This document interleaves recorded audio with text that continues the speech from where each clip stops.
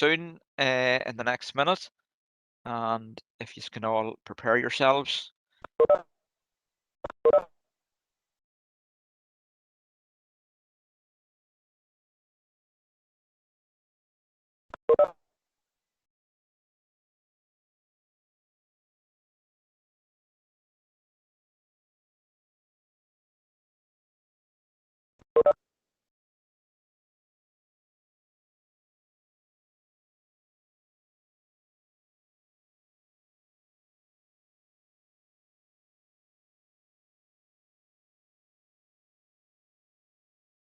Victor, Chair, could you get Tommy? IT?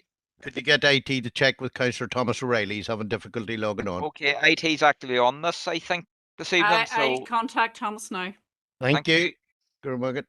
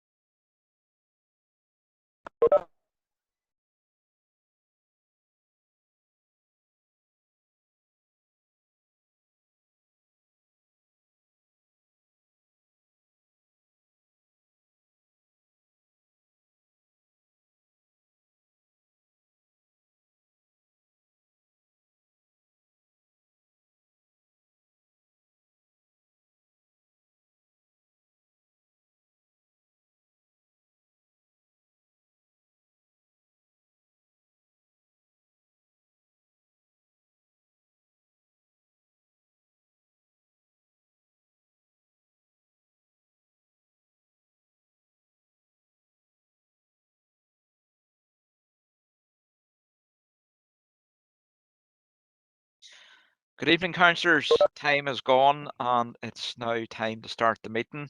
Welcome everybody this evening to this Regeneration Community Committee on Tuesday the 14th of September.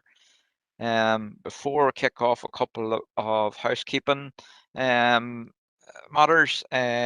Basically, as per usual, there's quite a heavy agenda tonight on this. I know it mightn't look that heavy on paper, but there's quite a few bits and pieces on it. We're going to move matters arising back to after correspondence, so it'll be coming after the item 9.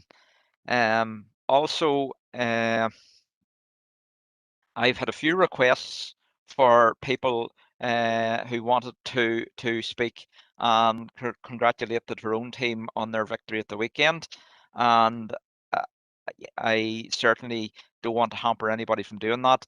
But in light of having a busy meeting, what I'm going to do, I'm going to hold it back until the end of the meeting. And certainly, just from my own point of view, obviously it was a great achievement to the Tyrone team, especially with the problems they had with COVID, etc., in the previous run-up to the game.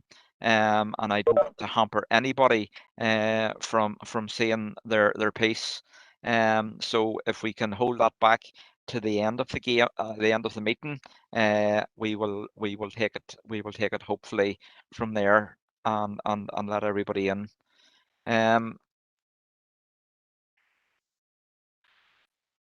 The reports for information on 7 and 8, we are going to, they are what they are, the reports for information, so we don't want to open a debate on discussing those tonight. What we want to do, if you have any questions on them, please contact either John or Kim by email or by phone or whatever to get answers on any questions they have. But we want to just go through those and just get them passed for information, and then any questions come back to it. So we'll start off on the first. We'll start off with his apologies, and we will go to the group leaders. First of all, I'll go to Councillor Tommy Mcguire. Good morning, Victor. Thank you, Victor. Apologies tonight from the Sinn Féin group. Collier Anne-Marie Fitzgerald agus Corler Siobhan Corey, Anne-Marie agus Siobhan Victor, and lateness, Councillor McCann's running slightly late and Councillor Kelly, but they will be with us. Okay, thank you. Councillor Robert Irvine. Thanks very much, Chair. Victor, one apology, he may join later on. Councillor Bert Wilson, I believe he's trying to get several fields of signage in, so that's more important at the moment. So Bert, go with it. Thanks very much, Victor. Okay. Next we'll go to Councillor Paul Robinson. Thank you, Chair. Two apologies, Councillor Thompson, Councillor Eskren. Okay, thank you. And finally, Councillor Mary Gardy. Thank you, evening Chair, and no apologies from ourselves this evening. Thank you. Okay, thank you. Is there any apologies from any of the independents? I know there is an apology in from Councillor Bernice Swift. Is there any others? Okay. We'll move on to sign the minutes of the previous meeting held on the 7th of July. That has already been done. So next, number 3 is declarations of interest. And the first person up for that is Councillor Howard Thornton. Thank you, Chair. 5.1, a member of the Grantee and Appeals panel. Thank you.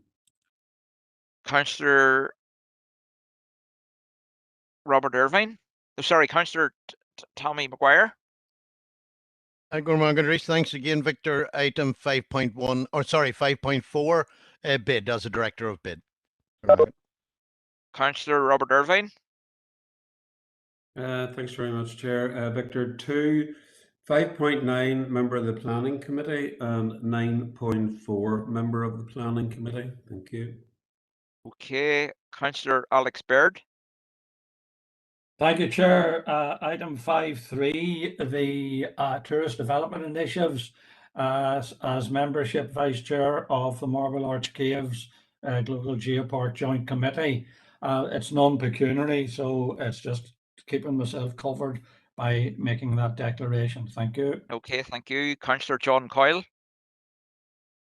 Thanks, Chair. 5.1, member of the Grant Appeals panel. Thank you. Okay, Councillor Emmett McAleer. Yes, Chair, like Councillor Coyle there as well, a member of the Grantee and Appeals panel. So item 5.1 will declare an interest in that. Thank you. Okay, Councillor Anne-Marie Donnelly. Thank you, Chair. Paper 6.2 as an employee of Waterways Ireland. Thank you. Councillor Josephine Deehan.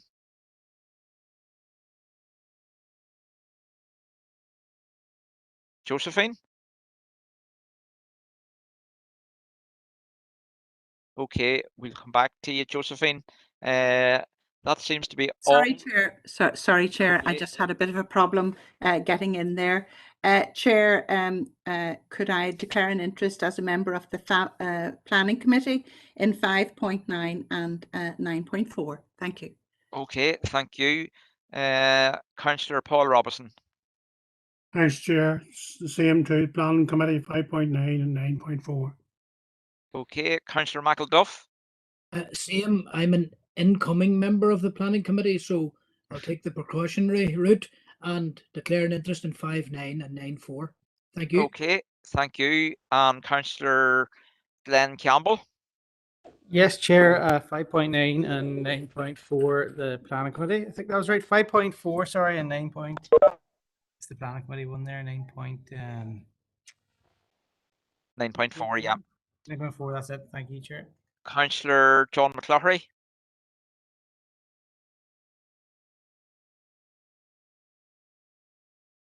John has gone. Tommy, do you want back in again? Please, Chair, I missed out the two planning, 5.9 and 9.4 of a member of the Planning Committee, Chair. Okay, Councillor McLaughlin. Sorry, Victor. Sorry, Chair. I pressed the wrong button there. Everybody else is declaring the planning there. Could you put me down as well? I don't have the number to hand here. I did have it wrote down, but I've dropped the piece of paper. Okay, and Councillor Anthony Feely. Yeah, thanks, Chair. Same as 5.9 and 9.4 as a member of the planning committee also. Okay, and that's everybody. If you think of anything else during the meeting that you need to declare an interest on, you can come in on the topic. Thank you. Right, you're first, Kim, aren't you? Yeah.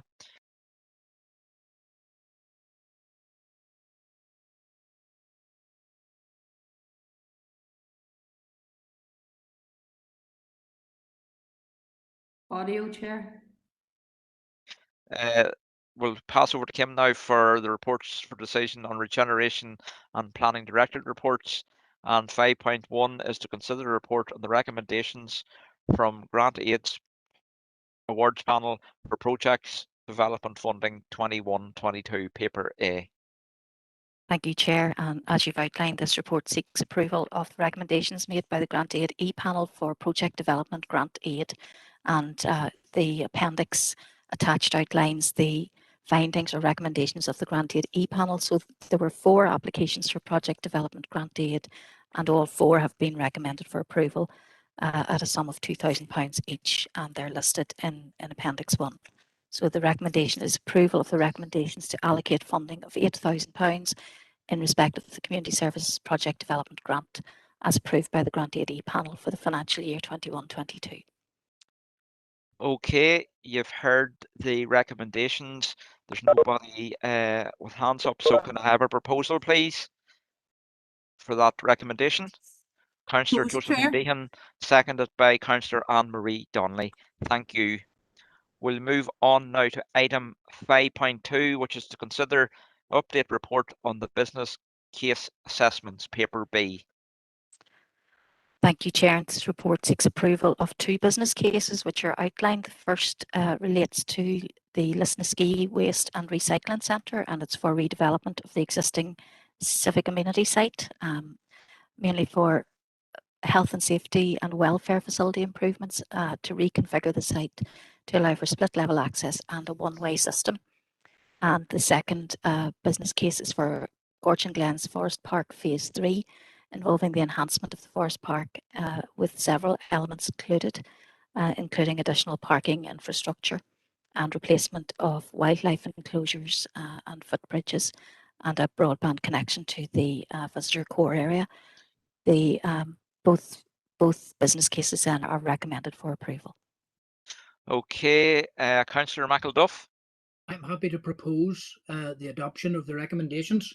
My particular strong interest is in 2.3 and those very welcome improvements and investment in Gortin Glen Forest Park. Thank you, Chair. Okay, thank you. Councillor Pollardine. Thanks, Victor. Very happy to second and definitely welcome that development in the Gortin Glens. Thanks. Okay. Councillor Robinson. Yeah, I'm happy to go with that all. I'd just like to welcome the move in Lisnaskea Waste Recycling Centre. Very much welcomed. Okay, thank you. Councillor Baird.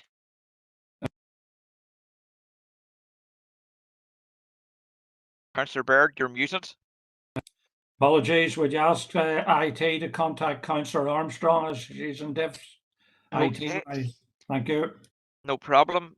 We'll do that.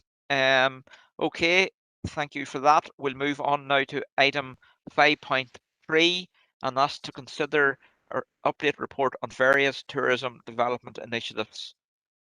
Thank you, Chair. And this report covers 3 specific items. So one is potential sites to install information panels at Vistas across the district. And this really arose from agreement to install an information panel at the summit of Mclaude, and officers were asked to investigate the possibility of looking at similar Vista panels at viewpoints across the district and primarily in Fermanagh.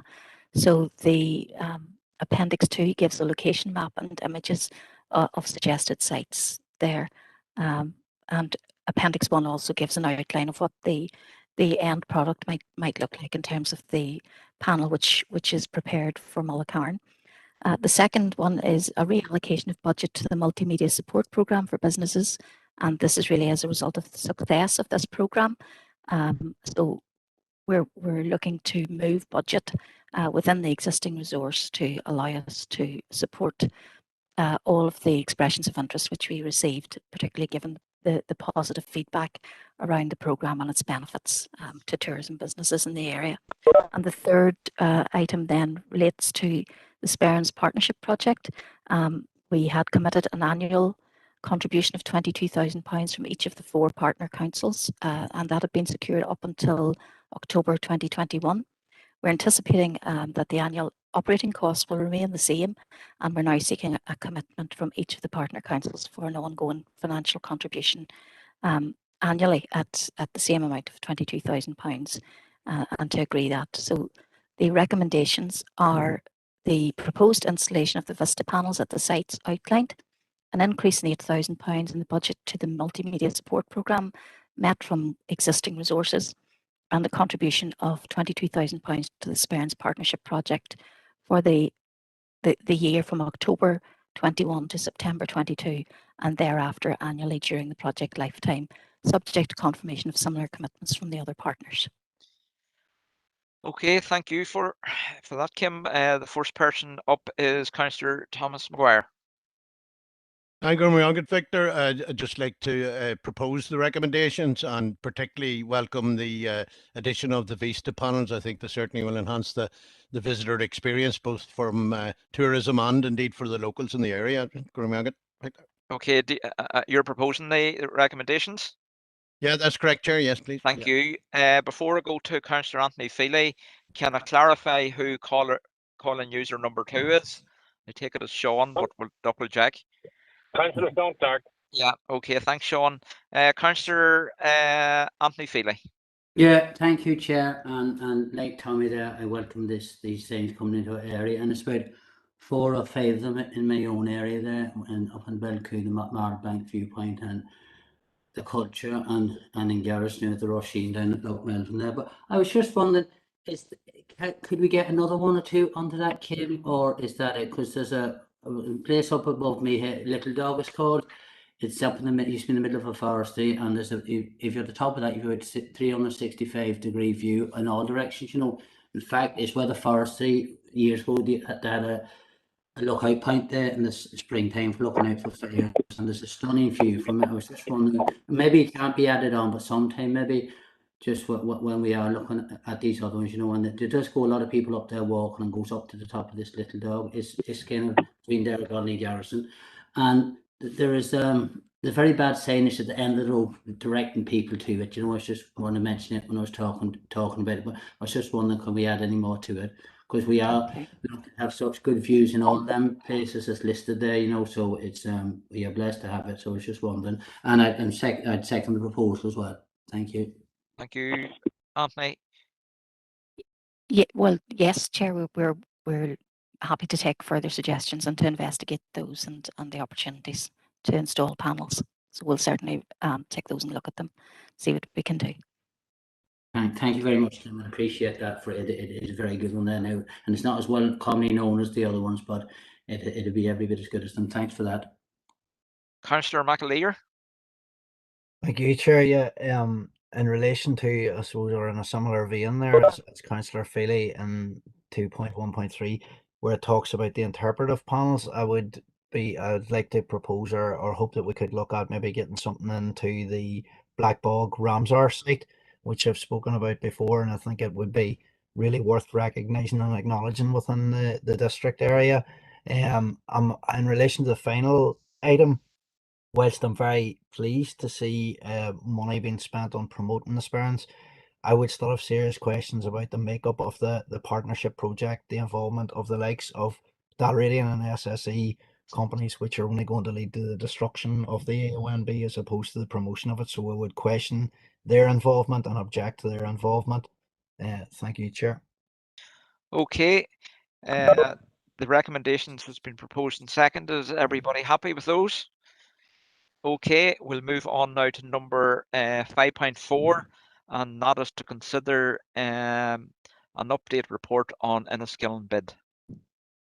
Okay, Chair, so this report provides members with an update and progress of the Enniskillen bid in terms of the first term for 2017 to 2022, and a proposal to renew the bid for a second 5-year term from 22 to 27.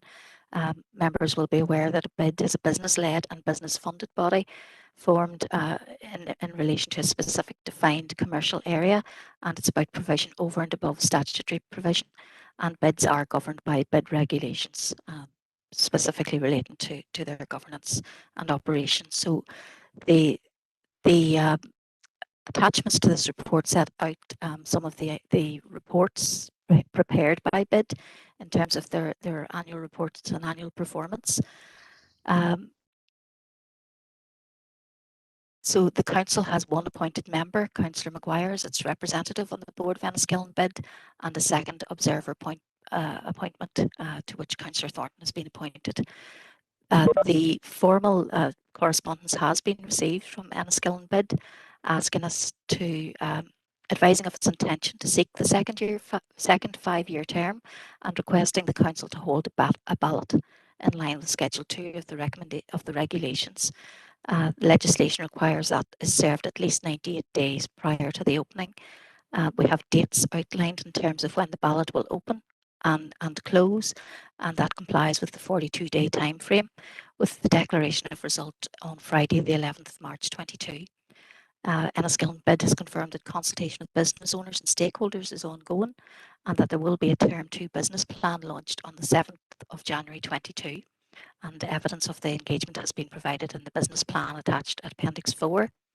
The key terms in terms of the BID's operation and business plan will remain the same as outlined at 2.4, and the Term 2 business plan focuses on providing support to boost the economy of the Enniskillen BID area, enticing customers to Enniskillen by maximising the experience brand, and also a number of key projects are outlined at paragraph 2.6.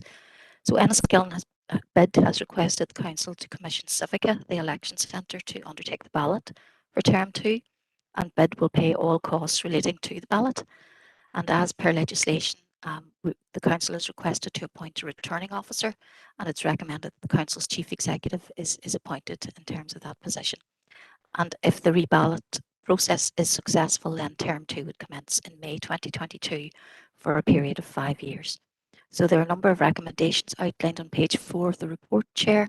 So it's recommended that we accept the formal notification from Enniskillen BID of its intention to seek a second 5-year term, with a ballot to open on the 27th of January, closing on the 10th of March 22. That we instruct Enniskillen BID to hold a ballot based on the timelines set out in the notification. The council nominates the chief executive to act as returning officer for the purposes of the ballot.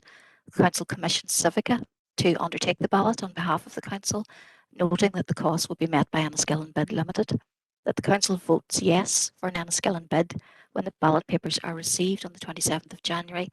We delegate authority to the chief executive to cast the votes on behalf of the council in the ballot, and that £14,000 is included in the estimates for the 22 to 23 financial year and annually thereafter for the following 4 years.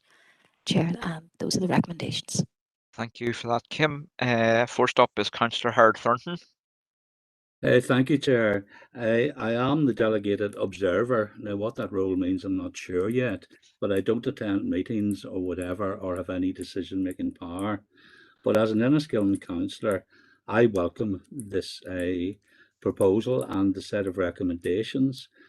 BID has been a huge success in Enniskillen in its first term, and not only has it formed a great partnership with Enniskillen councillors on areas like the car park consultation, public realm, everything that we've done in the town, we've had their cooperation and their involvement, and it's been an excellent vehicle, and they've done fantastic work to promote the town in social activities and economic. And of course, their card is the best selling for 2 years in the gift card, and so they're making excellent progress. And as an observer, I would say that we certainly should propose the recommendations as outlined. We're very happy with them in Enniskillen. Thank you. Thank you, Councillor Thornton. Councillor Blake. Yeah, not to repeat anything that Howard's already said, but also to say what a tremendous job that BID are doing. We've all seen it over time, especially through the public realm and the other committees, and the innovative ways of which they're trying to find new ways that Enniskillen can promote itself. So I think they deserve a lot of credit, and I'm happy to second the recommendations. Thanks, Chair. Thank you. Okay, you've heard the Councillor Mclaude. I know this is about Enniskillen and commend everybody involved in the success of the initiative, but maybe to invite a comment from Kim at the conclusion of this about whether or not BID is a good vehicle to achieve similar outcomes in respect of OMA. I know that it has been tried perhaps some time ago, but is there merit in revisiting it to try to get a BID kind of model up and running in OMA again in the future? But congratulations to everybody involved in the success of the Enniskillen initiative. Thank you. Kim, do you want to? Well, certainly bids are a vehicle to identify additional investment in commercial areas above and beyond the statutory support that is provided, and it is on a basis very much led by the businesses themselves and all of the stakeholders within the eligible area. And as you can see from the reports, there have certainly been some good outcomes in terms of Enniskillen bid. As Councillor Mclaude has alluded to, this concept was investigated in OMA, but the businesses themselves at that point decided not to support the introduction of a bid area in OMA, and it would need to be led by the business community. But certainly, if there's a willingness to explore that within the commercial sector locally in OMA, we can certainly explore that further. Perhaps the OMA Town Centre forum meeting might be an appropriate vehicle to have some discussions around that. Okay, thanks for that. Kim, are you happy enough with that, Councillor Mclaude? Thank you, Chair. Kim has correctly said and knows more about it than I do, but the council would have a facilitating role, I presume, and I think that is the OMA Town Centre Forum is the place where we'll maybe discuss whether or not to revive this model. But well done again to the Enniskillen model. Thank you. Okay, you've heard the proposals of the recommendations and proposed and seconded. Is everybody happy? Okay, we'll move on to item 5.5, and that's to consider update report on the meeting of the Agriculture Liaison Group, and that's over to Kim. Thank you, Chair. So this report reports on the most recent meeting of the Agriculture Liaison Group held on 2nd of September, and the notes of that meeting are attached as Appendix 1 to this report. There were a number of matters discussed at the meeting and a number of recommendations for approval, which are outlined in paragraph 2.2 of this report, and the recommendation is approval of those recommendations as outlined in paragraph 2.2. Okay, there's nobody indicating. Can I have a proposal, please? Councillor Green and Councillor Anthony Feely. Thank you. Thank you, Chair. Yeah, I would like to propose the adoption of these minutes. Okay, thank you. You're going to second, Councillor Feely, are you? Yeah, and I just want to make one wee comment. Yeah, I'm going to second and say that we had a good meeting, and one of the main things we discussed was the levelling of the approach for the farm entitlements, which is one thing we are going to keep pushing. Seamus there is making great work on it, and a few of us there. So it is a major concern still at the minute to get this farm entitlements level out to more even standard of pay. So we're going to keep that on the agenda all the time. Thank you. Okay, thank you for that. So you've heard that proposed and seconded that we go with the recommendations. Everybody happy? Thank you. We'll move on now to item number 5.6, and that's to consider update report on the meeting of Gortin Glen Steering Group held on September the 9th. Thank you, Chair. And yes, this is the update from the meeting on September the 9th, and the notes of that meeting are attached at Appendix 1 to the report. Members were provided with an overview of progress around Phase 2 and the elements proposed within Phase 3, and also received a presentation from Outdoor Recreation NI on a study which had been undertaken in terms of Gortin Lakes and Burren National Nature Reserve. There were a number of items then in terms of recommendations for committee approval, and the recommendations are to liaise with DERA regarding preparations for launch of the development of phases 1 and 2 of the park in October 2021, to note progress of phases 1 and 2 works, to note the presentation from Orne in respect of the study, and to recommend approval of the concept proposal for the Mcguire sculpture and the progression to detailed design on the basis of the 9-metre high female giant form representing a guardian of nature with a low intervention approach in terms of the treatment of the surrounding landscape. And it's recommended the Council notes the update report and approves those recommendations. Okay, thank you for that. Chair? I see no. Yeah, Councillor Clark, I propose. Okay, Sean, proposed by Councillor Clark. Anybody to second? Councillor Barry McElduff. If you needed seconder, Chair, I'm Yeah. happy to second Councillor Clark's proposal. Thank you. Yeah, thank you. Councillor McAleer, do you want to come in on that? I just a very brief comment in relation to the consultation that was carried out, and I suppose I'd have a query over some of the people that were included in that consultation, not least the Blackson Houston estate. I would query why the consultation was carried out with them. Obviously, it was an external body, so we don't have that information to hand, but unfortunate that some of those names are included there. Chair, thank you. Okay, that's fine. Everybody happy with the proposal and seconder? Then we'll move on. Thank you. Next on the agenda is 5.7 is to consider a report on Derry City and Strabane District Council motion re poor air quality paper G. Thank you, Chair. So this report provides members with a review of the Derry City and Strabane District Council motion regarding poor air quality, and members had agreed when reviewing that motion that officers look at those elements of the motion which could be considered for implementation by the Council. So this report follows up on that in the context of our planning and environmental health functions. And just to note, in terms of the key issues, the policies which are included in the local development plan draft plan strategy, which have already focused on air quality within several draft strategic policies, SPO1 and DEO1. And it's also important to note that the objectives of the sustainability appraisal and the SEA carried out included to improve air quality. So the policies contained in our draft plan strategy have been appraised and assessed against that objective.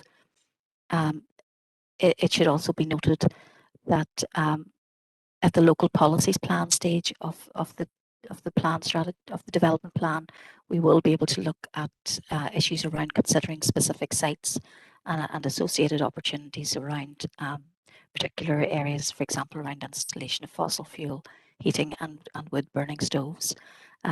The energy performance of buildings is also considered through the building control process, and we've identified that there may be an opportunity for planning and building control to work together in terms of an information leaflet for applicants and agents to assist in highlighting the issue of climate change, changes to government policy, and through this means encouraging future proofing of homes through incorporation of energy efficiency measures and alternative heating sources.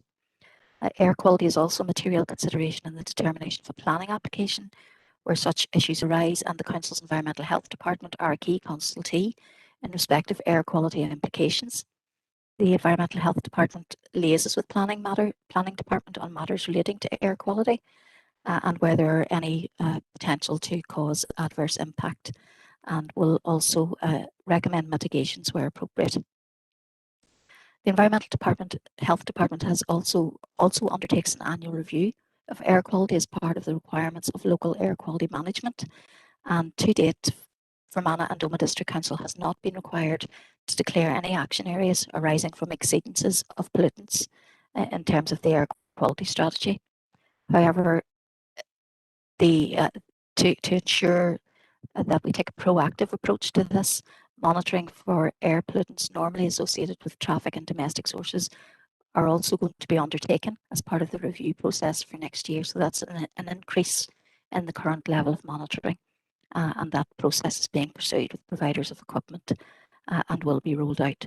So at this point, we're recommending the Council notes the contents of the report, agrees that the issue is explored further when we get to the local policies plan stage of the development plan, and agrees that the planning and building control teams will work together to explore the production of an information leaflet on issues of climate change, changes to government policy, and encourage future proofing of homes through energy efficiency and alternative heating sources. Thank you, Kim. Councillor O'Coffey. Yeah, thank you, Chair. I'm happy to propose to note this correspondence. I think it was last week we had Councillor Feely explaining how he likes to put on some turf on the fire, and I think he's not alone in that. I think we do need to recognise that a lot of people use wood fire, and there's hundreds of jobs associated with the production of wood. In fact, millions of pounds, if not hundreds of millions, have been expended encouraging renewable heat.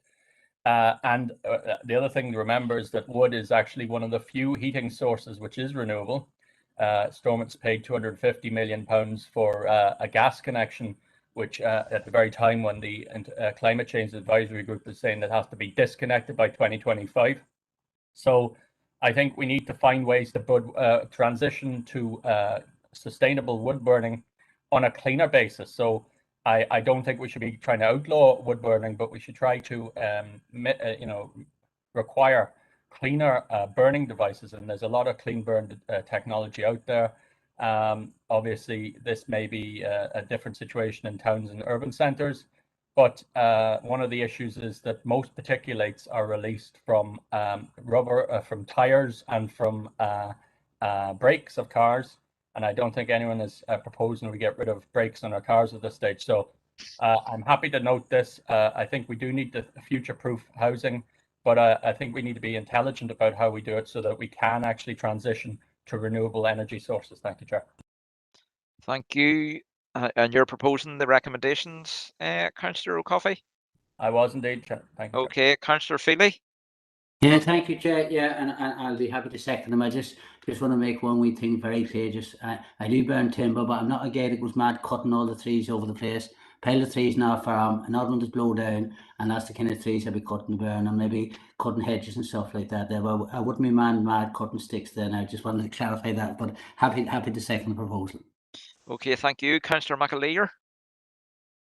Yes, Chair, and just in a similar vein, like slightly amending it or adding to it in relation to the third last paragraph that talks about the junction in Craigan Road and Marlborough Terrace, and following on from a proposal I made last week that wasn't permitted, could we contact the NEA in relation to just inquiring how many air quality monitoring stations we have within the district and the locations of those, just as an offshoot of this? So I'd like to make that as a proposal, Chair. I think it's relevant to the case in front of us. Thank you. Okay. Chair, I'm happy to take that as an amendment to my proposal. Okay, we'll liaise with our environmental health department as well in terms of their involvement in terms of air quality monitoring, and where the stations are, they may have that information, but we'll report back. Are you happy enough, Emmett, that's included in the proposal and seconding? That's perfect, Chair. Thank you, Kim. Okay, you've heard it, proposed and seconded, the recommendations. Everybody happy?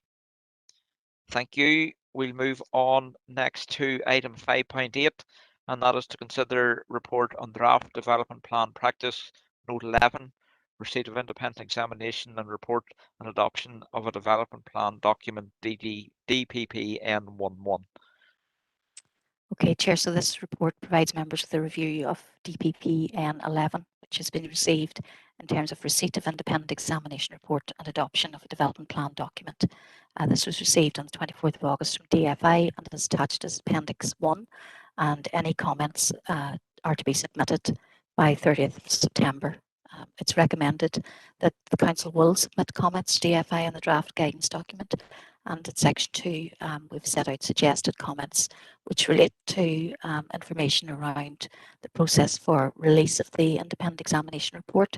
We're suggesting that the department would send the independent examination report to council when it's first received by the department from the PAC, either in confidence on a without prejudice basis, on the basis councils would not correspond with the department, and this is to allow early sight of the report and enable council to prepare for the process. It's also suggested that greater clarity is provided in relation to expected timescales for the various stages of the IE process and the adoption process. And in terms of the adoption flow chart, that there is an opportunity for engagement between the council and department built into that as a key stage. And also we were recommending the department sets out in greater detail the criteria that will be considered in terms of its consideration of the IE report and the weight that will be given to the PAC reasons and recommendations and conclusions, and that those do not go beyond the legislative process around soundness. And in terms of monitoring, we're suggesting that monitoring should form part of a separate development plan practice note, as it's a fundamental part of the process in its own right at a separate stage in the process and doesn't really commence until the plan is adopted. So the recommendation is that the council agrees to submit comments as identified in the key issues section of the report, reflecting the council's views on this DPPN 11. Okay, thank you for that, Kim. Councillor O'Coffey. Yeah, thank you, Chair. I'm happy to propose the proposals from the officer. I think that this is, having read it, is pretty much standard. I like to particularly welcome on page 6 of the Appendix 1, 6.1 section, where it says direction, a response from by the council must be done as soon as reasonably practicable, but also by adoption of agreement and resolution of the council itself, and that was a position we'd already agreed. So it ensures that the councillors have oversight of all responses. And the final point really is the inclusion of an environmental assessment process at the end and the 10 there. So I think as far as I'm concerned, it's fairly robust. Thank you, Chair.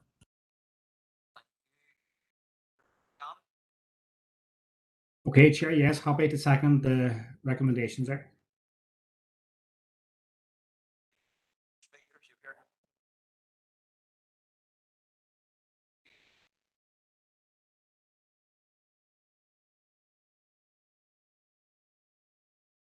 I think, Chair, we've lost you there, Victor. All right, it was muted.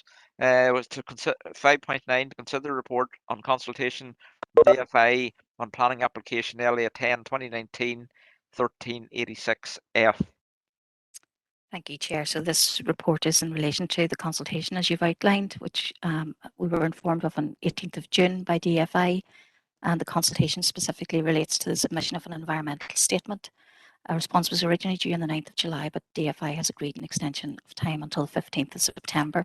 So this report provides background and information on the application, the supporting ES, and a summary of the consultee advice received to date, and a suggested response to the consultation is also attached as an appendix.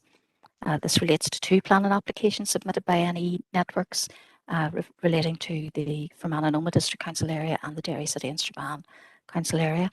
The council did previously submit a consultation response in terms of the application for the mine project and set out its areas of concern, stating that a public inquiry should be held so that the public has the opportunity to engage in the decision-making process. The environmental statement explains that the electricity connection is considered and assessed as an integral part of the overall mine project, and therefore the environmental effects of the proposed development are considered and assessed together with the effects of the mine application. At the time of writing, a total of 205 representations had been recorded on the planning portal in respect of this application. And there is a significant amount of information in respect of the application, but this report focuses on the landscape and visual considerations. There have been a number of statutory consultees as outlined at the bottom of page 3, and the Appendix 1 outlines the advice and comments received from the various consultees. The key issues element of the report sets out our comments in respect of landscape and visual aspects within the environmental statement, in relation to relevant landscape and visual planning policy context, and in relation to consideration of landscape and visual issues. And overall, taking account of the comments, particularly those made by Natural Environment Division, and having considered the landscape information provided in support of the application, the Council may wish to raise concerns regarding the impact of the proposal on the amenity and landscape character of the AONB due to the scale and extent of the development. There, in terms of Appendix 3 and the photo montages, viewpoints 13 and 17 are just two examples of where the proposal has the potential to have an unacceptable impact on the distinctive area character of the area, and also in terms of visual amenity and assessment of particular dwellings within our district as well. Also, given that the application has been considered regionally significant, the Department may hold a public local inquiry to consider representations. Alternatively, they may serve a notice of opinion, and if so, the Council will have an opportunity to request to be heard before the Planning Appeals Commission. Members may also wish to consider whether the application should also be heard at the public inquiry into the mine project application due to the inextricable link between both. So we have outlined in terms of the appendices, the consultation summary, advice, and a draft consultation response. And we're recommending that the Council notes the contents of this report and agrees the draft response at Appendix 2 and that it is submitted to the Department, outlining our concerns on those matters which I've just referred to. Okay, thank you for that, Kim. First speaker, and we've a lot of speakers on this, so the first speaker is Councillor Mclaude. Thanks, Chair. I'll try and rally through this before the interested Fermanagh parties get speaking on this.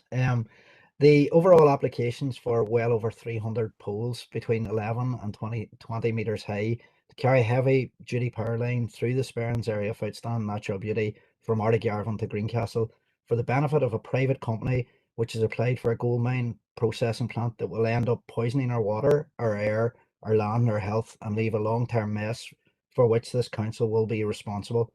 Such a power line will affect the landscape character and the visual amenity of the area and tourism, as highlighted by Kim. The application involves tree cutting along much of the 38-kilometre or 23-mile route to facilitate a 10-metre corridor, and in addition, tree cutting will be required on a 3-year cycle. Not only would a 10-metre corridor be an eyesore through the Sperrins AONB, the loss of the carbon store provided by trees would be an environmental crime in these times of climate crisis and the global drive to reduce carbon emissions. Furthermore, such tree cutting and a 10-metre corridor would lead to habitat loss and habitat alteration. There would be huge impacts on aquatic ecology and the water environment. Take the Owenkilly River Special Area of Conservation, for example. The freshwater pearl mussels, the salmon, the otters, could all of their populations reduced as sedimentation would affect the water quality. The application proposes road closures of 10 months, 6 months for the people in Derry and Strabane, and 4 months for the people of Fermanagh and Omagh District Council. Road closures which would cause major inconvenience for the people who live there, not to mention the additional traffic associated with the project, which also increases the risk of accidents, plus the construction, noise, dust and vibration, and as was referenced earlier in this meeting, the associated pollution of that. This application is not in the interest of our people or our beautiful area, and would call on our council to oppose it and protect our citizens and our area. I welcome the council's proposed response and would appreciate and propose that my comments be added to it. Thank you, Chair. Okay, thank you. Next up is Councillor Baird. Chair, my colleague Councillor Thornton's email or IT went down, so I would give way to him because he had dropped down to the bottom again. He had been near the top, but as I say, as a result of having to clock in again, I would give way to him, but I would ask that I come in immediately after him. Thank you. Okay, Councillor Thornton, do you want to come in? Yes, sorry about that. It went off and I had to come back in again, Chair. So thank you for letting me in. We got the extension to the 15th of September on regard to this consultation. I've looked at it and I believe that the proposed response in Appendix 2 adequately covers the concerns that are known to us, and thereby would propose the recommendations as outlined and as they are. Thank you, Chair. Okay, thank you. Councillor Baird. Yeah, thank you. I'd follow on and second that proposal. You've now a proposal and a seconder. Thank you, Chair. Okay, Councillor McPhillips. Thanks, Chair. I was just coming in the second or propose, so that's it. Thank you. Thank you. Councillor Keenan. Thank you, Chair. Yeah. Well, I've read the report and it seems though this is a fairly large project which is going to have a substantial impact on the affected areas. It will have an environmental impact, a visual impact, a practical and logistical impact, and it will also have an economic impact for NIE. Surely to go forward with these electricity poles to supply electricity to a gold mine that doesn't even have planning permission is putting the proverbial horse before the cart. And surely this could not be described as sustainable, environmentally friendly or cost-effective planning. Not many businesses are willing to take risk large amounts of money on supplying infrastructure or service to an unlicensed business which has legally not got the required approval to operate. So this might actually raise further questions, not only in my mind, but I'm sure it'll be raised by many of the concerned residents of Fermanagh, Omagh District Council. And that is, has NIE got a wink and a nod behind closed doors that this mine is going ahead, no matter with any public inquiry or no matter with any plan or regulations? I think that it would be not only dangerous for us as a council to participate in any such project, but it would be surely wrong for us to support this project in any way. Thank you. Okay, Councillor O'Coffey. Yeah, thank you, Chair. I'm happy to second Councillor Mcguire's proposal if it has not already been seconded. I think it's important that we put forward the strongest possible case for the protection of our environment and against these sort of developments. It's entirely unclear why we need yet another traversing electricity line 38 kilometers long simply to enable a corporation to come in and perform extractive activities which are hugely opposed in the local community and across all sides of our community in that area. And I think there are a lot of questions really for me why it is not possible to have an underground line for more than 35 kilometers. Someone may explain it to me. I suspect is that they need some form of a rectification station, but I can't see why we couldn't have that as well. So even if it was proceeding, why would it not entirely remain under the ground? And if this is simply because of some corporation coming in here to make mega bucks out of polluting our atmosphere or our environment, then surely they could pay for that themselves, although I don't think they've paid for their policing costs either to date. So there's a lot of questions here, and I think we do definitely as a council need to put the best foot forward. Generations, there's new statistics out today, I don't know if people have seen them, more than 50% of young people think that the world will not survive in their lifetime. More than 50% of young people are having mental crisis over the environmental catastrophe. And are we going to, as a council, fiddle while Rome burns in so many directions? No, we need to stand up as a body corporate, defend our environment and offer hope for the future generations that we can have a clean, green environment here in Fermanagh and Omagh. Thank you, Chair. Thank you. Councillor Baird, your hand's still up. Is that by mistake?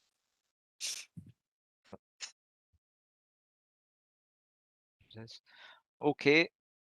Can you clarify your proposal, Councillor Mclaude, please? Yes, so it was the adoption of the proposed council response, but incorporating the points that I had made during my speaking time, which I'm happy to email through to the director or officer as required.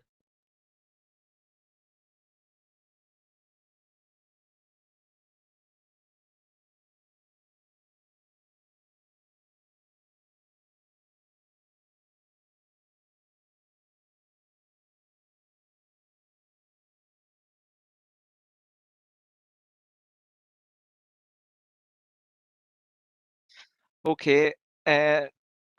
Sorry, Councillor Gannon, I see your hand up there. Do you want to speak on this before I move on? Yeah, Chair, it was just for a wee bit of clarity on that last proposal, because I know Councillor Mclaude was in general agreement with the recommendation and kind of repeated it and echoed some of the words. So just looking for the specific new points he wanted added as part of his proposal so we could have them. You can't really add something without knowing exactly what it is, Chair. Thank you. Okay. Well, first of all, before we go down that road, I'm going to take the first proposal which we had, which was the recommendations on item 5.9 by Councillor Thornton, seconded by Councillor Baird. Is everybody happy that we go with that proposal?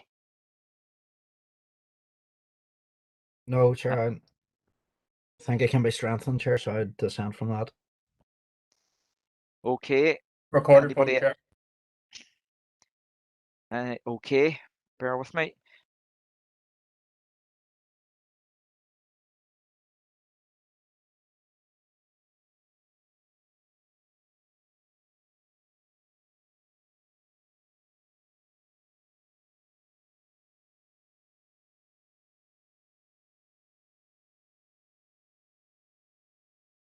Okay, as there's dissent in Councillor Thornton's and Councillor Baird's proposed and seconded, we're going to have to go through a recorded vote on this. So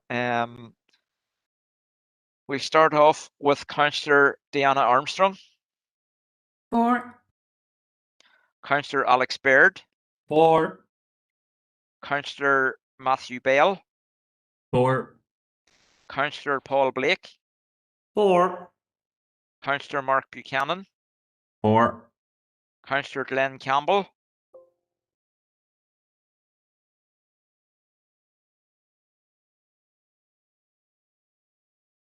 Councillor Campbell. I'll come back. Councillor Sean Clark.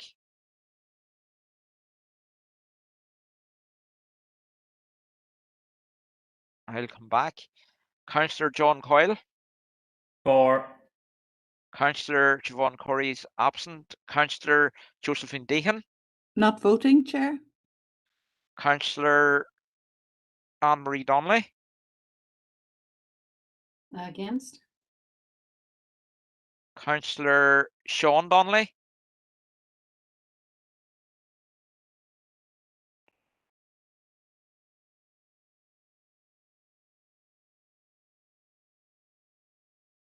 Come back to Sean. Councillor Stephen Donnelly.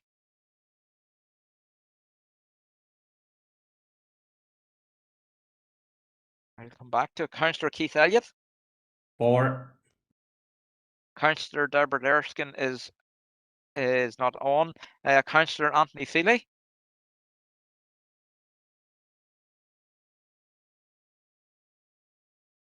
Councillor Anne-Marie Fitzgerald is not here. Councillor Adam Gannon. For. Councillor Mary Gardy. For, Chair. Councillor Seamus Green. Against. Councillor Robert Irvine. For. Councillor Eamon Keenan. Against. Councillor Catherine Kelly. Against. Councillor Pottering Kelly. Against, Chair. Councillor Tommy Mcguire.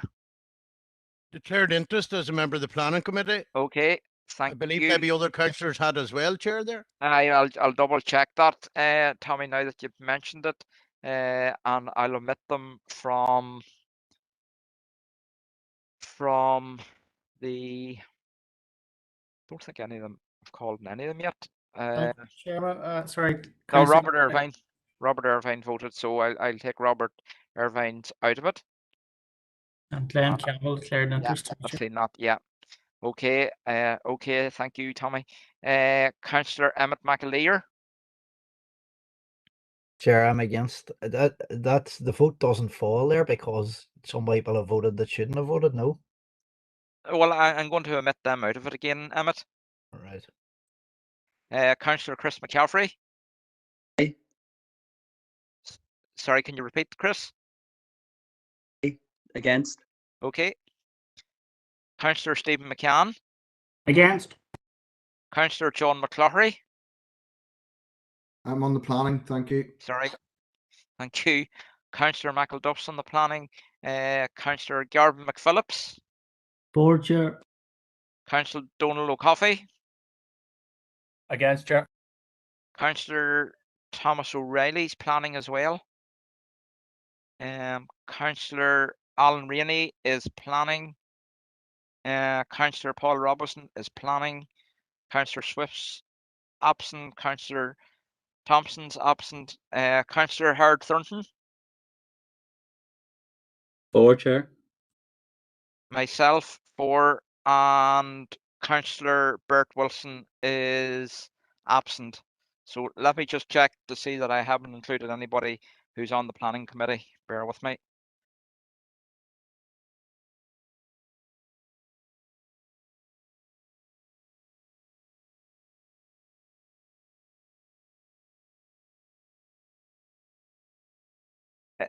Councillor Sean Clark.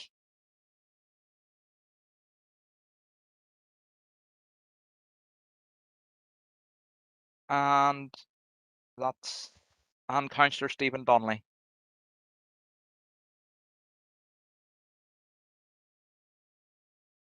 The response, okay. Sean Donnelly. Sorry? Sean Donnelly. Sean Donnelly. Yes. What did I say? Sean, you're on the planning committee anyway, are you? No, not no. No. So what way are you voting? Pardon? Are you voting on this proposal? Against. Okay, thank you.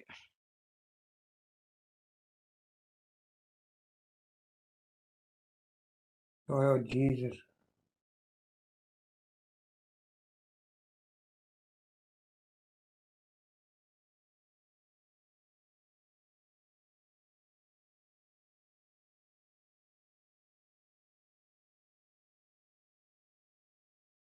Okay, so that proposal is 12 for, 10 against, and either the rest not voting or couldn't because they were on the planning committee. So that proposal is carried, and we move on.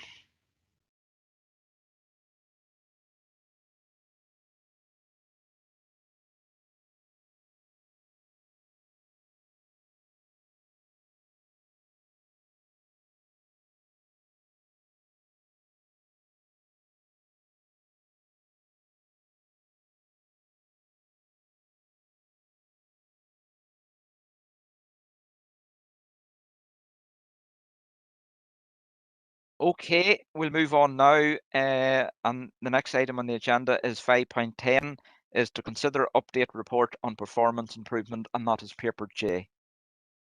Thank you, Chair. So this report provides an update on the Council's performance improvement activities, including the annual report for the 2021 financial year, and also a progress report for Q1 of 21-22 in terms of the Council's performance improvement plan and the 4 improvement objectives within that.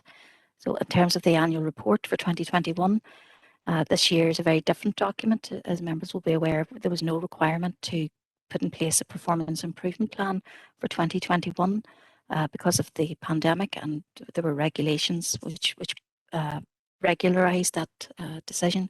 And in respect of performance, we were asked to report on our COVID-19 activities. Within the annual report, we've set out our scorecard for the 2021 year, overview of our performance management framework and governance arrangements, an overview and a self-assessment of the progress made by the Council in relation to delivery of our corporate business and recovery plan for the 2021 year, an overview and comparison of performance in relation to statutory indicators and standards and several self-imposed indicators, an outline of our financial overview, and some information on the implementation of our rural proofing duty. And that document is attached at Appendix 1. It's at final draft stage. There's still some work to be done in terms of the design of the document. We do need to amend some of the page orders on the contents page and to update some of the charts in relation to the waste indicators to include the 2021. The data is reported in the tables, but the charts below showing the trend need to be updated. And also there may be some additional information on our APSI indicators, which we can include before the deadline for publication, which is the 30th of September this year. In terms of our Q1 progress report, that is outlined at Appendix 2 and gives an overview at this early stage of the year of progress across our activities and our performance measures. And it's recommended that the contents of the draft annual report is agreed for publication, subject to the amends that I've just outlined and the inclusion of any updates around APSI performance indicators, and also that the Q1 progress report in respect of the performance improvement plan is noted. Okay, first to come in on this is Councillor Donal O'Coffey. Yeah, thank you, Chair. This is it's always good to have a review of where we're at. I think the overwhelming thing I want to say is really that despite a pandemic, an unprecedented really disruption, dislocation, huge pressures on our staff and our workforce, we have largely continued to perform things. I remember at the very beginning of the pandemic, I think it was the Chief Executive Alison said, we'll be lucky if we can continue to lift the bins throughout the pandemic. And that was the real challenge that our staff faced. They have done tremendous things, and I think that really shines through this report. It's been a very tough period, and I'm sure every other councillor will certainly want to congratulate the staff who's managed to keep the show on the road throughout this tough time. There's a few things obviously we can always look at. The main issues probably to me really lifting off the report is around the waste recycling, but again, that's probably not really a reflection of what we as a body corporate are doing, or it's perhaps what we're not doing. And I think we are obviously looking at extending the number of streams of waste that we are facilitating, but really the message has to go out to the wider public that if we are to meet very onerous targets in terms of recycling, then we need to see the amount going to landfill and to incineration rapidly decreasing. And I encourage everyone to take advantage of the considerable services that this council has to offer in terms of waste recycling. So I'm happy to propose this report. Thank you, Chair. Thank you, Councillor O'Coffey. Councillor Deanna Armstrong. Thank you, Chair. And really just to endorse what Councillor Coffey has said, I mean, congratulations to all staff involved. I know there's been redeployment, that people have had to adjust the work within council and have delivered an exceptional service in a really challenging time. I'm looking really, and I'm happy to second the report, the recommendations in the report, but in particular was looking at the progress report on tourism in Appendix 2, now it's pages 21 to 29. There are a lot of actions there. My question is, are we adequately resourced that we can look to the next performance improvement plan to achieve those objectives? Do we have, there's a lot of projects there requiring a lot of work, and my question to the Director is, are we adequately resourced in-house? Thank you. Okay, I'll let Kim answer that first. Thank you, Chair. Well, at the moment, we're delivering on all of those activities, and certainly there's always additional resource would always be welcome, but at the moment we are delivering on the activities, and I suppose we are probably in a transition period in terms of our tourism offer and our tourism resource. We are going through the organisational review in terms of our staff and resource. And we're looking particularly at that. And also, I do want to point to the ongoing work in terms of the development of a visitor experience development plan, and that very strategic and important piece of work will help us to define the resource that's required in the longer term and in terms of where our efforts should be most targeted. Thank you, Kim. Thanks. Okay, thank you. Councillor Green. Thank you, Chair. And just on a slightly different note, but when we're talking about recycling and bins and that, and it's possibly the wrong committee I'm mentioning this, correct me if I'm wrong, but I'm just wondering, is there still, we're talking about environment and and pollution and everything. Is there any need for the second van to follow all the bin lorries around the roads at the minute? I drive a school bus. I have 50-something children in the back of the school bus. I'm just wondering what value of the extra van and the extra pollution it adds to has that been relooked at, or I'm failing to understand the purpose of it at the minute.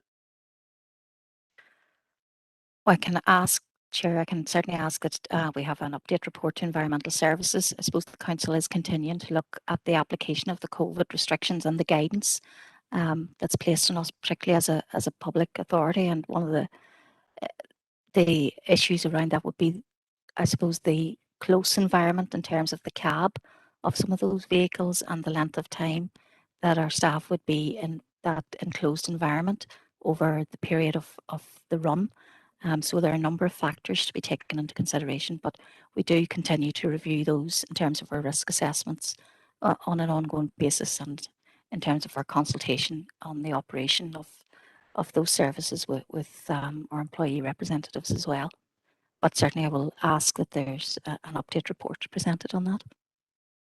Okay, thank you for that. Councillor Thomas O'Reilly. Thanks, Chair.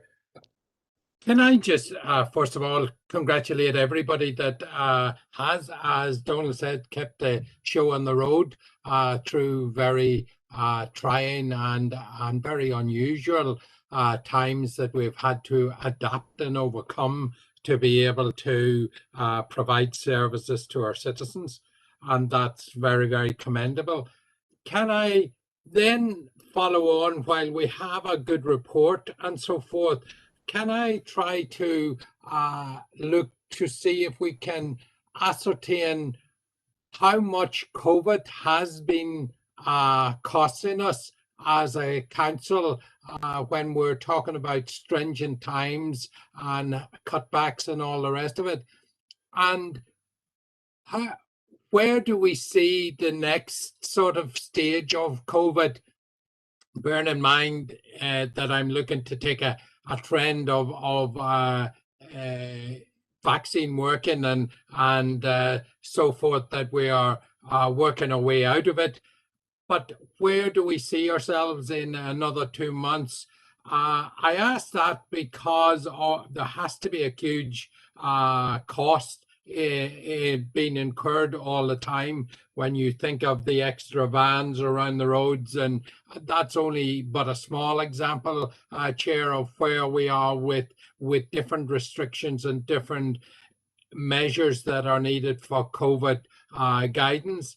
And over and above then all of that, Chair, where are we with each of the departments with the recruiting of staff to those departments? And are we understaffed in some of the departments to be able to, I know we're doing a very good job and staff are doing an amazing job, but under tremendous pressure, I think. And I'm just wondering, have we reviewed the staffing levels, and could we have a report to sort of see, is it something that we need to increase staff to be able to cope with what we're facing into in the next few years? Thank you, Chair.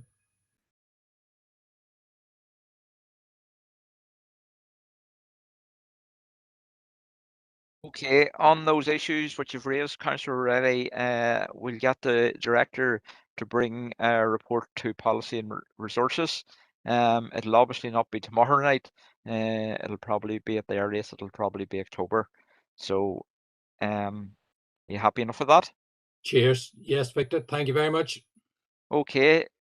Item 5.10 has been proposed and seconded. Is everybody happy?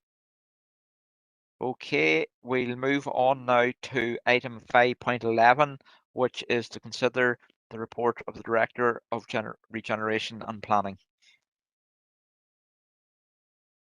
Okay, Chair, so there are 2 items in this report. Firstly, approval of sponsorship towards the Northern Ireland Hotels Federation Hospitality Exchange event for 2021, and to seek nominations to attend, and also to seek approval for the establishment of a project steering group for Campsie Environmental Improvement Scheme.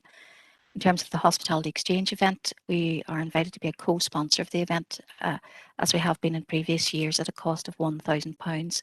This includes full conference access for up to 4 people, although additional tickets can be included if required, access to the member networking lounge for personnel and book delegates, inclusion of the Council's logo in the main conference programme, and Appendix 1 gives more detail of the co-sponsorship proposal. The event will be a hybrid event in terms of it will operate digitally alongside a live event. In terms of Campsie Environmental Improvement Scheme, we have now appointed the design team for that piece of work, and to support project delivery, we're now moving to establish a project steering group. So members are asked to approve that steering group would consist of 12 members, including 6 selected members, i.e. the Council's Town DA representatives, 3 Town Centre Traders Association representatives, 2 representatives from Campsie Residents Association, and 1 representative from the Access and Inclusion Group. And it's also proposed that the chair of the project steering group would be an elected member, with the appointment of a chair agreed annually amongst the Town DA councillors. And we will prepare draft terms of reference for the first meeting of that steering group. It's envisaged that the project will take approximately 2 years to complete, Chair. The recommendations are that we agree to co-sponsor the Northern Ireland Hotels Federation Hospitality Exchange event, and that we agree nominations for the 4 places allocated. We approve the establishment of the project steering group for the Campsie Environmental Improvement Scheme, and also appoint the Town DA councillors to the steering group, and they approve that an elected member would be appointed as steering group chair. Okay, thank you for that, Kim. First up is Councillor Irvine. Thank you very much, Chair. Happy to propose the recommendations as listed on page 3. That's 3 recommendations. And I would also like to nominate Councillor Diana Armstrong to attend the event on behalf of our party group. Thank you. Okay, Councillor Thornton. Yes, Chair, I'll second that proposal. Okay, thank you. Any other speakers? Councillor Thomas Mcguire. Good, Victor. If I could just reserve a position for a party colleague on that, Kim, I'll get back to you with the identity, please. Thank you. Okay, Councillor Mclaude. Yeah, thank you, Chair. It's just, I suppose, to raise a very quick query over 2.1.2 and the £1,000 sponsorship. Just, you know, is it felt, I suppose we've done this before, that it's value for money? Just sort of looking at what's listed there, access to the member lounge and tickets to something that's going to be held virtually as well as in person. I'm just questioning whether it's felt we get value for money or that. Thank you, Chair. So the event programme is outlined, and it is a high profile programme in terms of a high profile event which provides a level of support to the hospitality industry. In terms of the hospitality industry, we're all aware of that it's probably been one of the worst affected sectors as a result of the pandemic, and it's envisaged this event provides an opportunity to look at the issues affecting the hospitality industry and to bring people together in terms of looking at issues such as the skills crisis and how the industry can move forward in terms of restoring and rebuilding. So I think it's at the time that's in it, probably a very worthwhile event.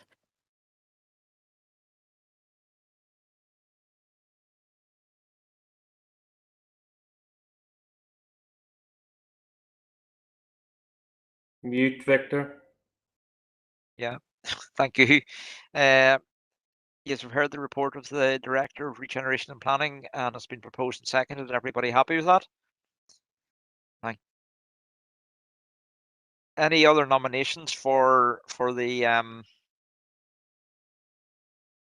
we've only had 2 so far.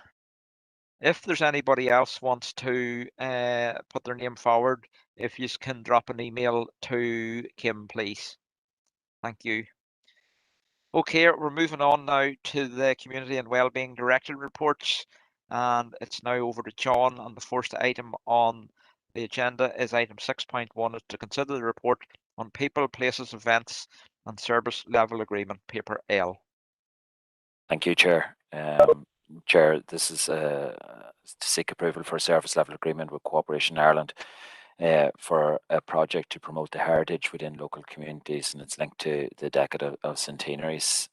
We are proposing that we will undertake a project linked to the heritage of the local area, linked to the people, places and events, and it will have people who are participants in the heritage project. We're hoping to have 20 people with contact sessions and you know, for people who really haven't been involved in heritage before, and to open it out wider to the community itself. So it's fully funded, Chair, for $6,500 from Cooperation Ireland. So the recommendation is that the Council accepts the People, Places and Events Service Level Agreement with Cooperation Ireland and accepts the project funding of $6,500 to deliver the project. Thank you for that, John. Councillor Mclaude. Thank you, Chair. Thank you, John. That's a very worthwhile project. I've worked with the museum staff before on different projects. I'm sure by bringing in some new people to create an interest in heritage and an understanding of our history, then we maybe stop us making the same mistakes going forward again. So I would welcome this project. Thank you very much. Propose we adopt it as suggested by the officer. Thank you. Councillor Diane Armstrong. Thank you, Chair. Yes, happy to second that. Thank you for that. Thank you. Okay, yes, we've heard it proposed and seconded. The recommendations, everybody happy? Councillor Thomas O'Reilly. Chair, could I ask John to give us, through yourself, a little bit more information as to, you know, the project, the heritage project? You know, can we be a little bit more specific? It's kind of vague here as to what we're signing up to. Yes, Chair, it is, and the exact details of the project haven't been developed yet, but it is talking about the heritage of our own local area. And whilst there is plenty of heritage out there related to the establishment of the state itself, but this is very much linked to our own area, and it will have facilitated sessions to explore that local area related to that, to the period, especially with in the 1912 to the 1922 period, and the will, hopefully, in working with those 20 people who, and it is important that they haven't, you know, trying to get those people who haven't had an interest in heritage before, is to have a final event that will showcase the work that has been done over the 10-week session period.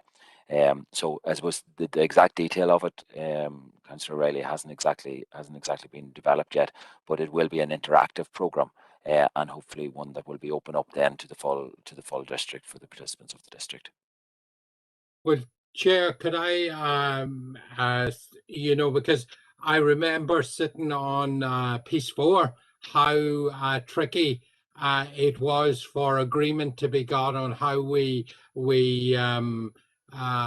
brought forward the commemorative program for history share with the Piece 4 project, and I'm just a little conscious here that we're signing up to and committing to something that we really have no clue as to what the final outcome is going to be. Could we have it that we're signing up here, but on the proviso that this is brought back to us again when there is something a little bit more definitive to what exactly we're going to be left with at the end of this program. I'm always a bit reluctant, Chair, to be signing up to things that we just don't know what entails and what way it's going to leave the council in the finish up of the program. Yeah, Chair, we certainly can bring back a report with the exact details. I suppose, what are we actually looking at? We're looking at the key themes of people, places, and events, and that is what the Cooperation Fund is for, partly funded through the National Lottery Heritage Fund, and so it is looking. And I suppose it will only be developed by working with those 20 participants, in a sense, to reaching out to the local community and finding out what are the key themes of people, places and events over that period of time. So in a sense, it's a little difficult to write it in advance of the research and whatever that takes place with those participants, and that's why the exact program hasn't been detailed here in the report. Okay, so Chair, are we saying that we can then get some sort of a when the initial work is done to get a look at where that is, the direction of travel of it then, when the group is pulled together and there's a bit of a discussion as to where it's going? Yeah, I suppose at that stage we will have fully signed up to it, and we will have accepted the support from Cooperation Ireland in relation to it. But we can certainly give a progress report in relation to what has been discussed and the exact details of the heritage that has taken place. I suppose that is the thing. It is an interactive thing, and that's what it's meant to be, for people to bring their own experiences and their own thoughts of heritage into the arena. That's great. Yeah. Thank you. Councillor Green. Yeah, thanks, Chair. No, I was just going to second Thomas's approach there, but then, if I'm not mistaken, I think John has said that by the time it comes back, we have already agreed it, and it's basically a done deal. So I'm not sure whether I need to second Thomas's proposal or not, because I don't think we're going to have any more input. But the fact that unless John can clarify whether by the time it comes back, it's already a done deal, for want of a better expression. No, in a sense, Chair, by the time we come back, like I say, the project will develop and that heritage will be explored with those participants, and that's how it will develop. You suppose under those three themes of people, places, and events. So what is the nature of it? It will in a sense, it will be a done deal at that stage, and we will have accepted the money. So if we're happy enough at this stage to accept on the basis of the proposal to accept what is the general theme that is happening, and then the outcome of that, we can certainly bring a progress report to members. Okay, Councillor Green. Councillor Armstrong, your hand's up. Yeah, Chair, I just wanted to add something. Yes, and see, it was, we did consider this, I think, in February 21, Cooperation Ireland's People, Places, Events, a Centenary of Heritage project, inputting us from an Anoma Anchor organisation to work with 3 community organisations to explore the heritage of their area specific to the 2019-2021 period, and is dependent. I just wonder, is that the same thing, John? Is that the same project we're talking about? Yeah, Chair, yes, that is the project, the exact project that we're talking about here. Yes, and So this is just confirmation of the funding coming through from Cooperation Ireland. Certainly. Well, I'm happy, yes, to recommend. Yeah, as earlier stated. Thank you. Thank you, Councillor Armstrong. Well, you've heard it proposed and second that we accept. Everybody happy with that? And the fact that John's going to come back with when more details become available. Okay, thank you. We'll move on to item 6.2, which is to consider a report on the Lough Erne Trail. Yes, Chair. We have been in discussion for quite a while now with the Lough Erne Landscape Project and with the various partners that are involved in that. When the Landscape Partnership was established in 2015, there was a project which was input from Waterways Ireland in relation to the Lough Erne Trail, which looked at a pilgrim trail or a spiritual trail along Lough Erne and along the various sites on Lough Erne. Waterways Ireland have came to Lough Erne Landscape Partnership and said that they would have rather not be involved as lead partner in the project, and would, if Mananoma District Council would be interested in taking on the project. The project is actually it's a very good project in linking up. Like, you know, we have so many islands on Lough Erne that are associated with the you know, ecclesiastical pilgrim sites and the history of those. And we talk about heritage, the heritage dating back many centuries in relation to the development of Christianity and whatever in our own area, in our own local area here. So the proposal is that we would become lead partner in the development of the trail, working alongside the Department for Communities, HED and LELP, and indeed Waterways Ireland for a trail along Lough Erne the whole way to effectively St Patrick's Purgatory on Lough Derg.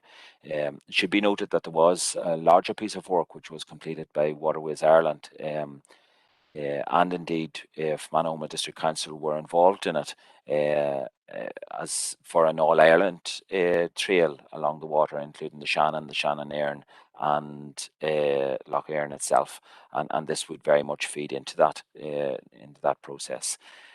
So the project has a number of aims. One is the profile and an interpretation at a number of sites, 12 sites it is proposed along Lough Erne, to again involve and engage people and the education of people on those sites in those local areas, and for the conservation and access to it. And there are quite a number of, you will see there on 5 or 3.1, the total cost of the project being 313,000 to 314,000, and it's funded from a number of different sources. LELP ourselves has proposed for 80,000, HED and indeed Waterways Ireland.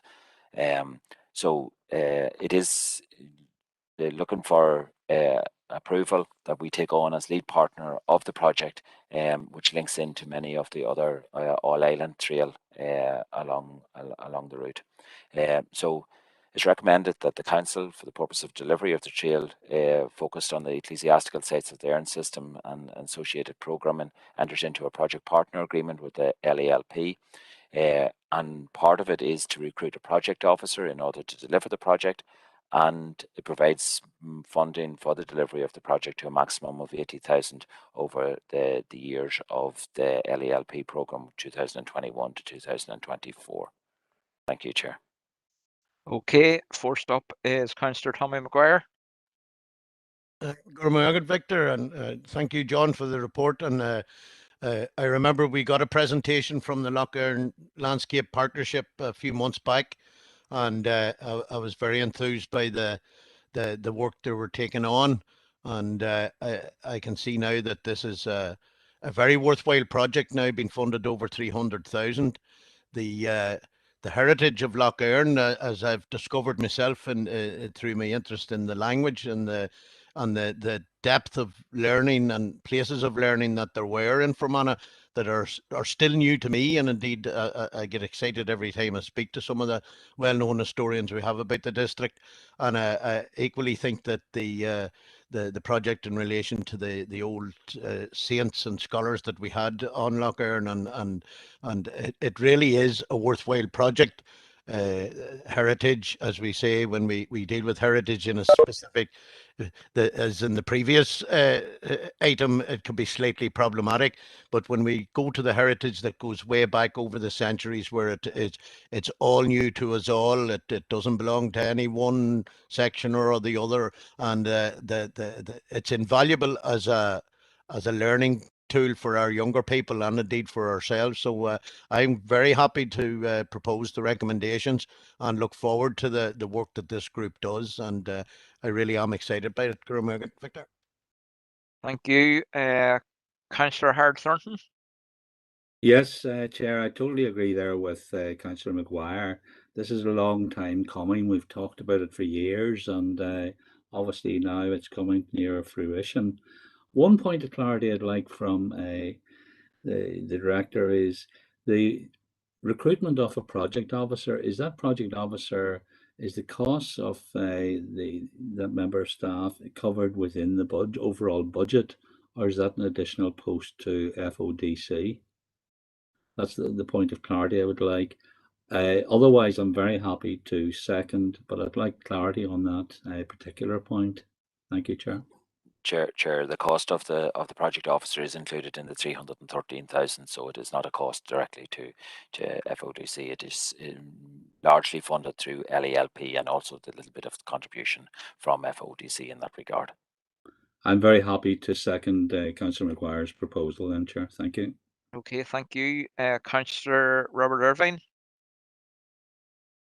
Yeah, I too am very happy with the project. The heritage that we have from a religious point of view is very deep and widespread, and I think it's one that should be developed on an Old Ireland basis as well, and I'm glad to see it going down as far as Lough Derg.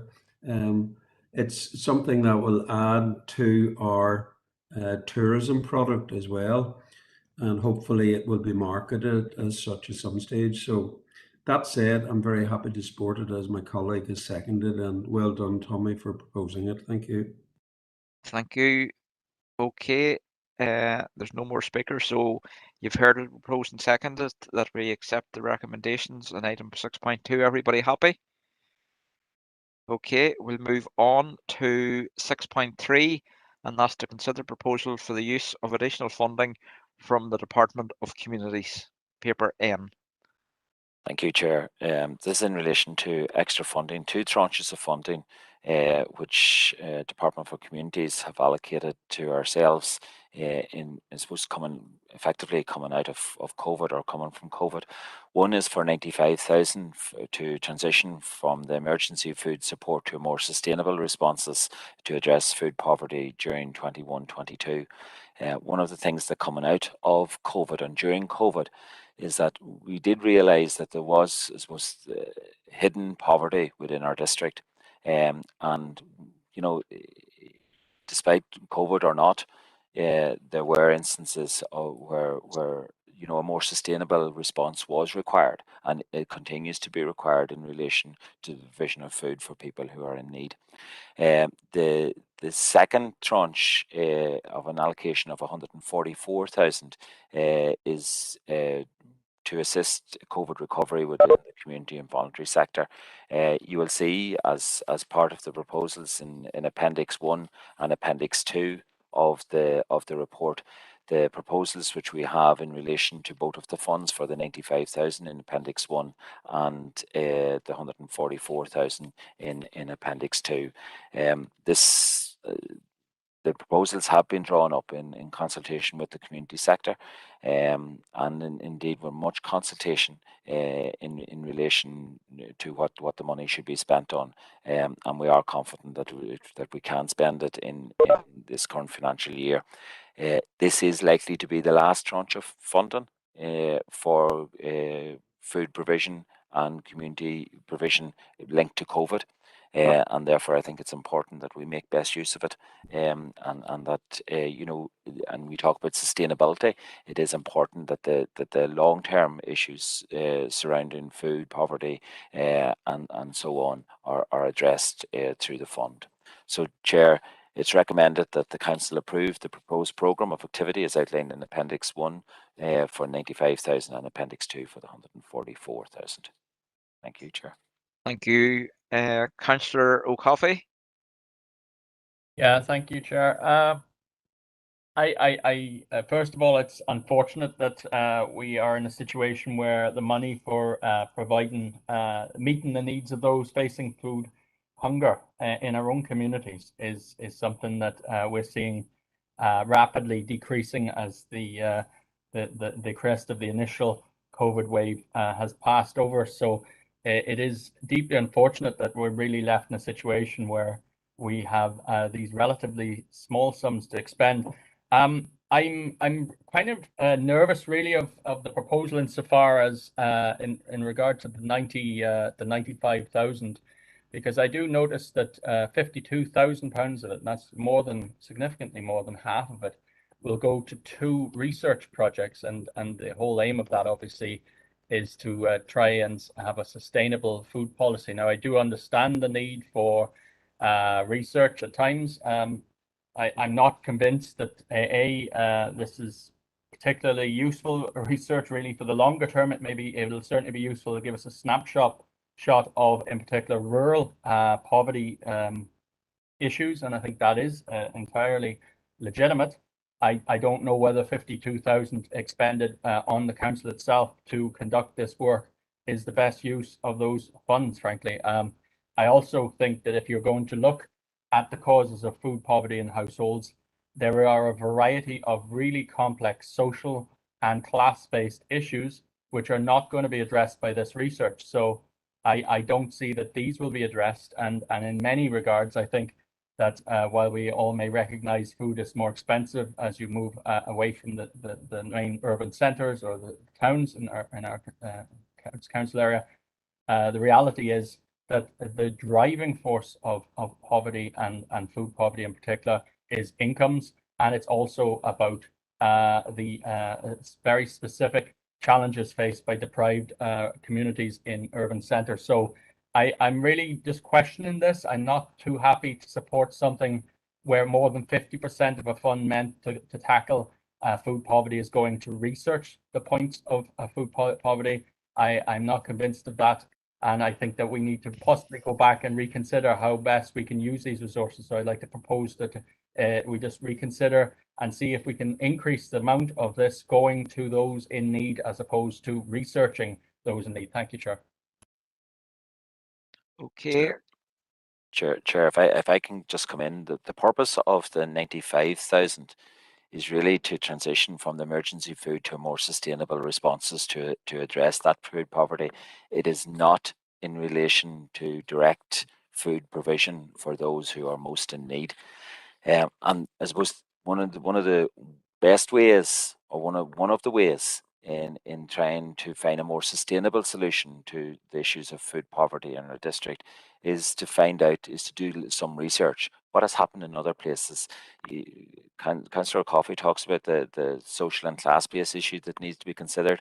I think they will be considered in the issue of the second aspect that is highlighted in Appendix 1 there about the impact of accessibility issues in poverty. I think that is one of the things that will come out through that study and will be addressed through it. So I suppose what this is not a direct provision. This is actually finding, well, what is the best approach to a long-term sustainable solution that will help food poverty in our district. Okay, thank you. Councillor Leanne Armstrong. Thank you, Chair. Yeah, I do share Councillor Coffey's comments on the research projects. I'm just wondering, is this the time to do them? Is this the opportune time, or is it something that can be revisited at a later point? We don't know what's ahead of us with the current winter we have, and I'm just saying it with due respect. I know a lot of work has gone into this. So those are my thoughts on those comments. Looking at Appendix 2, and the recovery funding proposal, just wonder, is there an opportunity here, within communities to do something for the young people in our district? I mean, the young people have been through very difficult times with the impact on their schooling and the socialising and engaging and sports activities. I just wonder, is there an opportunity within one of the streams there to identify something for young people in our district, and put that forward as a proposal if someone wants to, if members feel it's worth supporting. I welcome comments on that. So otherwise, thank you very much. I'm happy to support Councillor Coffey's comments and leave it at that. Thank you. Councillor Deacon. Thank you, Chair, and thank you, John, for your report. Notwithstanding the comments made by Councillor O'Coffey and Councillor Armstrong, and I think they do raise very good points. Chair, I do think that food poverty is so widespread within our community, with increasing reliance on food banks. I do think it is important to understand, to delve deeper into the underlying cause of food poverty. Doubtless income is one of the major determinants. And I'm constantly shocked at the rising cost of food, particularly fresh fruit and vegetables. And it doesn't have to be that way, Chair. It shouldn't be that way. And I find some of these proposals very exciting. You know, groups being educated in how to grow food, harvest food, and cook food in a way which will bring out the best nutritional value. In our district council area, we have some of the highest levels of coronary heart disease. Dr. Susan Connolly, one of our eminent cardiologists in the Trust, has an excellent project called Our Hearts, Our Minds, in which she advocates a Mediterranean-style diet for addressing high levels of coronary heart disease in our area. It's important that, you know, our residents in our area know how to eat well so that we'll protect and preserve their health. And I think there are a number of very, very good initiatives there, Chair. And I find them all really quite exciting. And I think, Chair, that John has hit the nail on the head. We're not looking for a quick fix here, although we will get it in many ways, but we're looking at the long-term sustainability in terms of eradicating food poverty. It's an absolute indictment of our society, Chair, that so many people are not being well nourished, and yet so much food is discarded and wasted. So there's a lot of work to be done, but I think this is a very good start. I'm happy with the report, and I would like to formally propose it, Chair. Thank you. Thank you, Councillor Deehan. Next we have Councillor Barry Mclaude. Okay, thank you, Chair. Could I ask John a question? The food poverty, you know, the campaign to ensure that people are reached, you know, undertaken by voluntary groups and charitable organisations.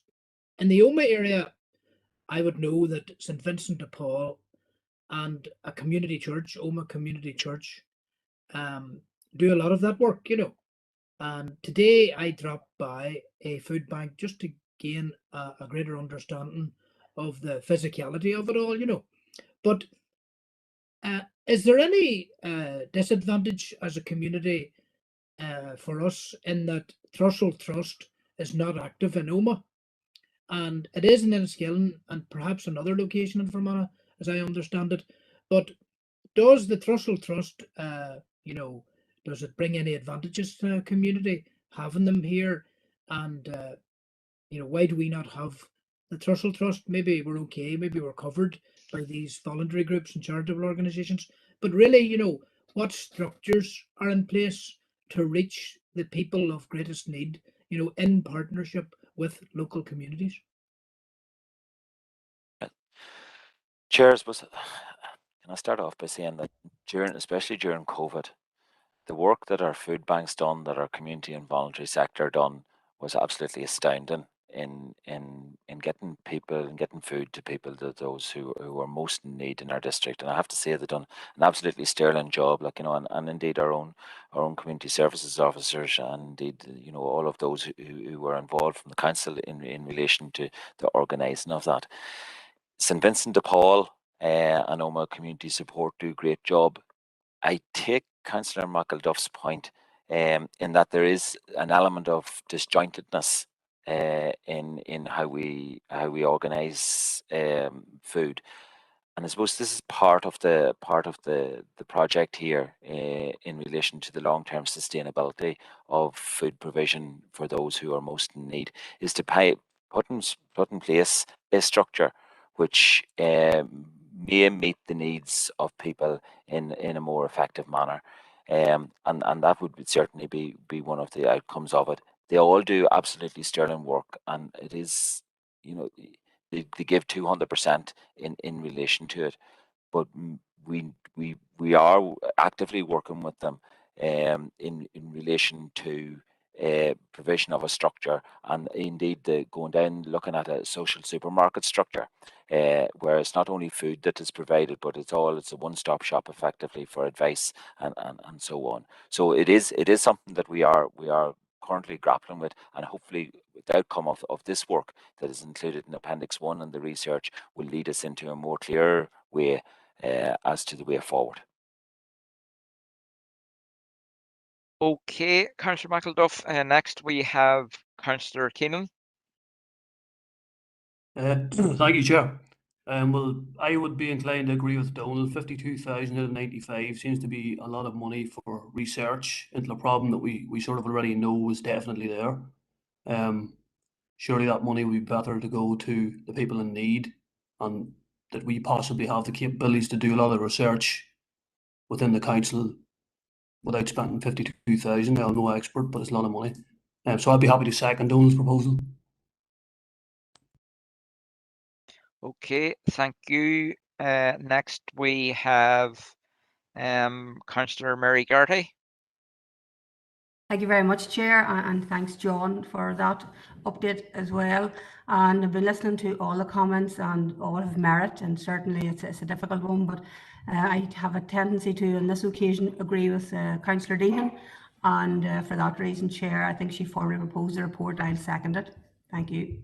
Thank you. And finally, we have Councillor Tommy Mcguire. Victor, it's just a thought on the research that would be carried out, just to ensure that the research would engage with our neighbourhood renewal people, especially the Devonish Partnership, who have shown great leadership on this issue over many years now, and not least with their allotment project there in Kilmacormac. These people are on the ground. These people, they're my people, have a depth of knowledge already, and just to ensure that the research would engage with the people in the neighbourhood area of Devonish Partnership, because as I say, they have tackled a lot of these issues in the past, probably with less funding. So maybe if there is funding available, that these people could enhance their projects that they already have up and running, and certainly their experience would be worth engaging with. Okay, thank you. I'm going to bring Kim in here at this stage.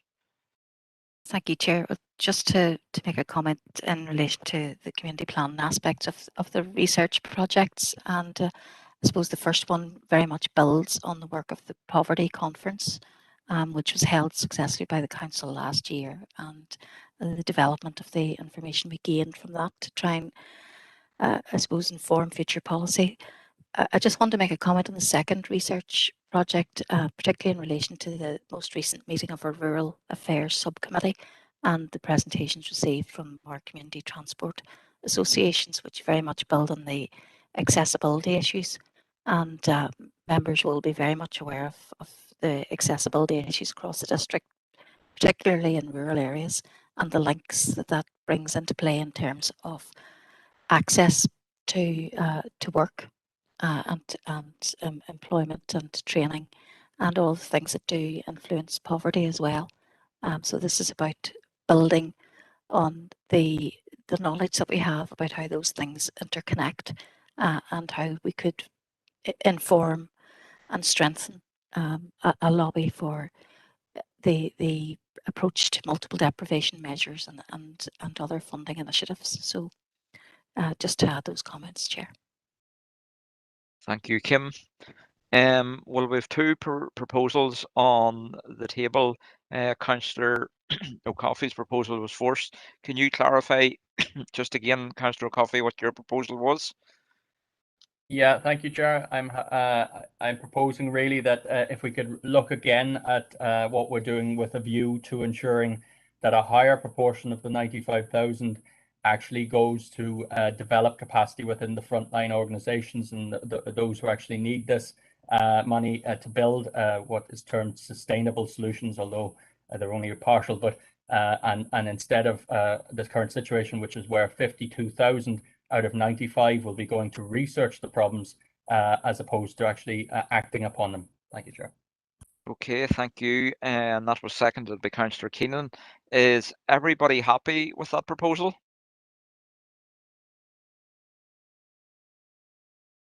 Okay, I take it by silence as yes, so that is carried. The other proposal by Councillor Dehan and Councillor Garrity now fall. Thank you. Sorry, Chair. Sorry, can I just clarify? It wouldn't be my opinion that those two proposals are mutually exclusive. Perhaps I'm wrong in that. I mean, we're always seeking, you know, to explore. I mean, would that not be part of the research, exploring ways of doing things more effectively, more efficiently, and in particular in a more sustainable fashion?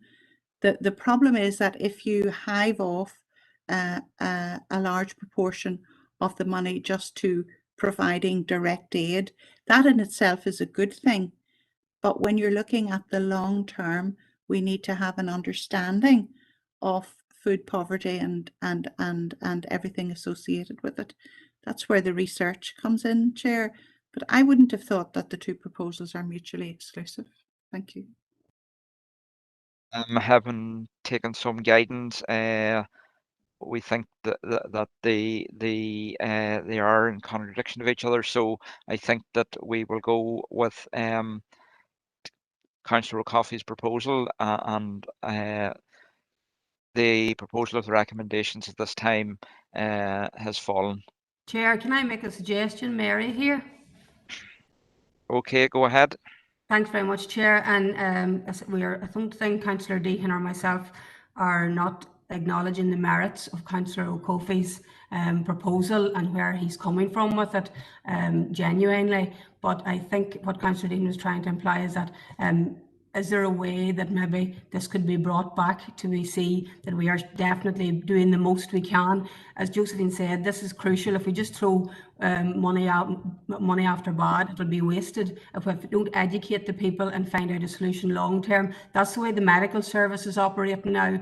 People are finding it very hard to get used to prevention better than cure, but we have to look at that as a long term objective for all of our people. So I would be, with your guidance, Chair, and sincerely up to you, I think to just flat the proposal at the minute. I think if the report was brought back to see could maybe a few of the figures be nipped or tweaked so that Councillor O'Coffey's objectives could be achieved, along with giving enough money towards education for everyone going forward, so that maybe in the long term this might be a better situation for everyone. It's just a suggestion. Well, it's my understanding that Councillor O'Coffey's proposal will there'll be a new report brought forward with what Councillor O'Coffey was suggesting. Yes, Chair. I think very much so. The 52,000. I think Councillor O'Coffey's inclination is that's too much for research and more too little for actual delivery on the ground with regard to long-term sustainability. So we will certainly take another look at it and come back with a proposal that takes account of that. Okay, Councillor Mcguire. Thanks, Victor. And it's clarification I was looking for. I was inclined to agree with Josephine on that topic. I didn't think the two were exclusive. Whereas when a figure of 50-odd thousand is mentioned, obviously in the conversation of poverty, we would all wish that it could all be spent in the proper place. But given that the director has brought the report to us, my question would have been, can that money be allocated in a more direct way to alleviate the poverty in the way it was indicated by the two councillors? And I think the fact that we did remain silent on that and allowed it to go through, we didn't think it was to exclude the other one. So I just clarification from the director: does he honestly believe that money can be so easily moved from the research element to the direct alleviation of poverty, or are we really? Just are we actually pushing this further down the line that it's actually we're going to stall the whole process, or maybe some clarification on that, Chair, before we move off it, please? Well, Chair, in relation to timescales, I know the department, like this fund, the 95,000, has been with us for quite some time. We have had a number of discussions with the community in relation to it. We've had a number of discussions with the Department for Communities in relation to it. All seem to be happy with the proposed split. but I suppose it is up to members to decide. I suppose I would ask the question, and research is an important part of this, in order to find a long-term sustainable solution to food poverty, or to try and find one. 50,000, yes, whilst it seems an awful lot of money, isn't an awful lot of money actually when you go to do research. But we'll certainly pare it back and see if we can get it, the shifted emphasis into some of the other projects which we have there. It was mentioned about allotment schemes. You will see there that Drumquin Development Association have a project name in there of Grow Your Own scheme. I know it is something which we're trying to roll out across the district, and maybe we can pare back the research and put more emphasis on something like that for direct involvement with communities.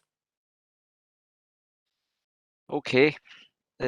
Chair, just again before you move, given that there's that misunderstanding across the chamber, maybe you could request Councillor O'Coffey maybe reconsider his proposal at this stage, and that maybe the director's proposal, given the clarification, is really where the majority of the members want to go. Chair. Councillor O'Coffey.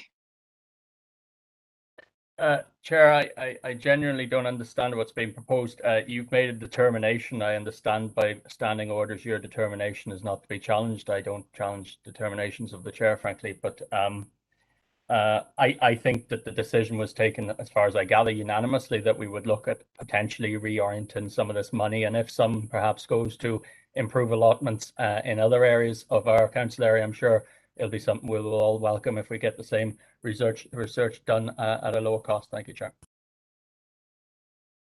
Okay, well, to move this on and to alleviate any misconceptions, I have ruled that the proposal and seconded from Councillor O'Coffey and Councillor Keenan was carried.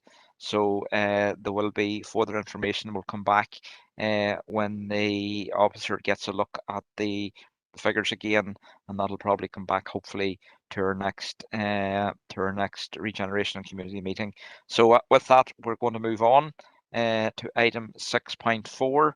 and that is to consider draft response to the Department of Health consultation on the future planning model, integrated care system, Northern Ireland draft framework, paper O. Yeah, thank you, Chair. There is a consultation out at the moment on the future planning model for integrated care system for Northern Ireland, the draft framework from the Department of Health. It has been drawn up in relation to a number of challenges which are detailed in the consultation document. And I suppose the key aspect of it is the plan to have more local involvement in the delivery of health service provision in our local area. And the vision you will see there at 2.1 is delivering together to improve health and well-being for the people of Northern Ireland, to enable the population to live long, healthy and active lives.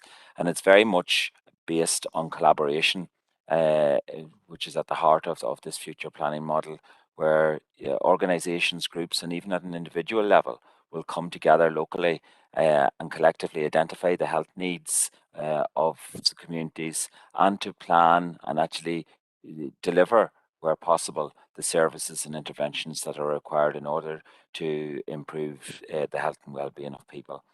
I suppose it's a new change in a sense, and the involvement goes far beyond where our current health and social care sector is currently at. There are a number of structures which are envisaged. One, a regional group which provides the overall governance and accountability. But then at a local level, it is proposed that there will be a number of other bodies that will be established. AIPBs, one which is at the same level as where our current trust areas, will be established for the local responsibility in that area of planning and deliver improved health and social care outcomes. It's a wide membership of that body. and through engagement, and it does talk about really through engagement in the consultation document. And then at a very local level, feeding up into that body are locality level structures and community level structures at different levels throughout that area, throughout what is the current trust area. And so it goes down to the very local level, down individual town, individual rural district, and it does involve individual GPs, community organisations, community pharmacies. The consultation document, there are a number, and there is a response or a draft response which officers have drawn up in relation to it, which is included at Appendix 3 of the document. And it does, I suppose, the document highlights, or the draft response highlights a number of issues, I suppose, in a sense. Yes, it's great to have local decision making, local planning or whatever, but it just can't be token membership where, health professionals, yes, all important, but the needs of the local communities must also really be taken into account. One of the big things which is not included in the consultation document is with regard to financial aspects. It is the view from officers that there is a need for sufficient resources in order to meet this new model, in a sense, and it is worrying that substantial changes, or that no substantial changes, are being proposed to the current financial models, the processes or procedures at the initial stage of any introduction of the model. And it is felt that there does need to be a fundamental realignment of the budgets in order to support the changes. It is very much part of the community planning aspect and the collaboration of service users, and it's vital to ensure that effective planning and delivery is very much integrated with the community planning. The membership of these bodies is also vital in order to ensure that there is true empowerment, in a sense, for those who have equal responsibility for the decision-making process. And we have also included there that it's important that the local elected representatives are actively involved in the planning and consultation process, and that we would invite the representatives of the future planning model team to meet with members to discuss it in further detail. Chair, the recommendation is that the Council approves the FODC draft response to the future planning model integrated care system in a draft framework. And if there are any adjustments, the closing date, I should state, is the 17th of September, which is the end of this week. So if there are any adjustments to that consultation document, I'm welcome to hear them even tonight or indeed by email. Thank you, Chair. Okay, first up we have Councillor O'Coffey. Thank you, Chair. Yeah, I was elected on a basis of defending the public status of the NHS, and I have to say, in my term as a councillor, I believe that this is the most concerning document I have yet read in any regard. This appears that the Stormont Executive, or at least the Health Minister, has decided that Northern Ireland will leapfrog over the heads of Wales and Scotland and adopt wholly the Tory approach to NHS piecemeal privatisation. This appears to be a reading into Northern Ireland systems of Tory NHS bill proposals. On page 8, there's a reference of the appendix, Appendix 1, I think it is, independent practitioners will be included. And that, for anyone who doesn't realise what these sort of code words means, is private sector operators. This is exactly the problem which has been identified by trade unions, the Labour Party, and so on.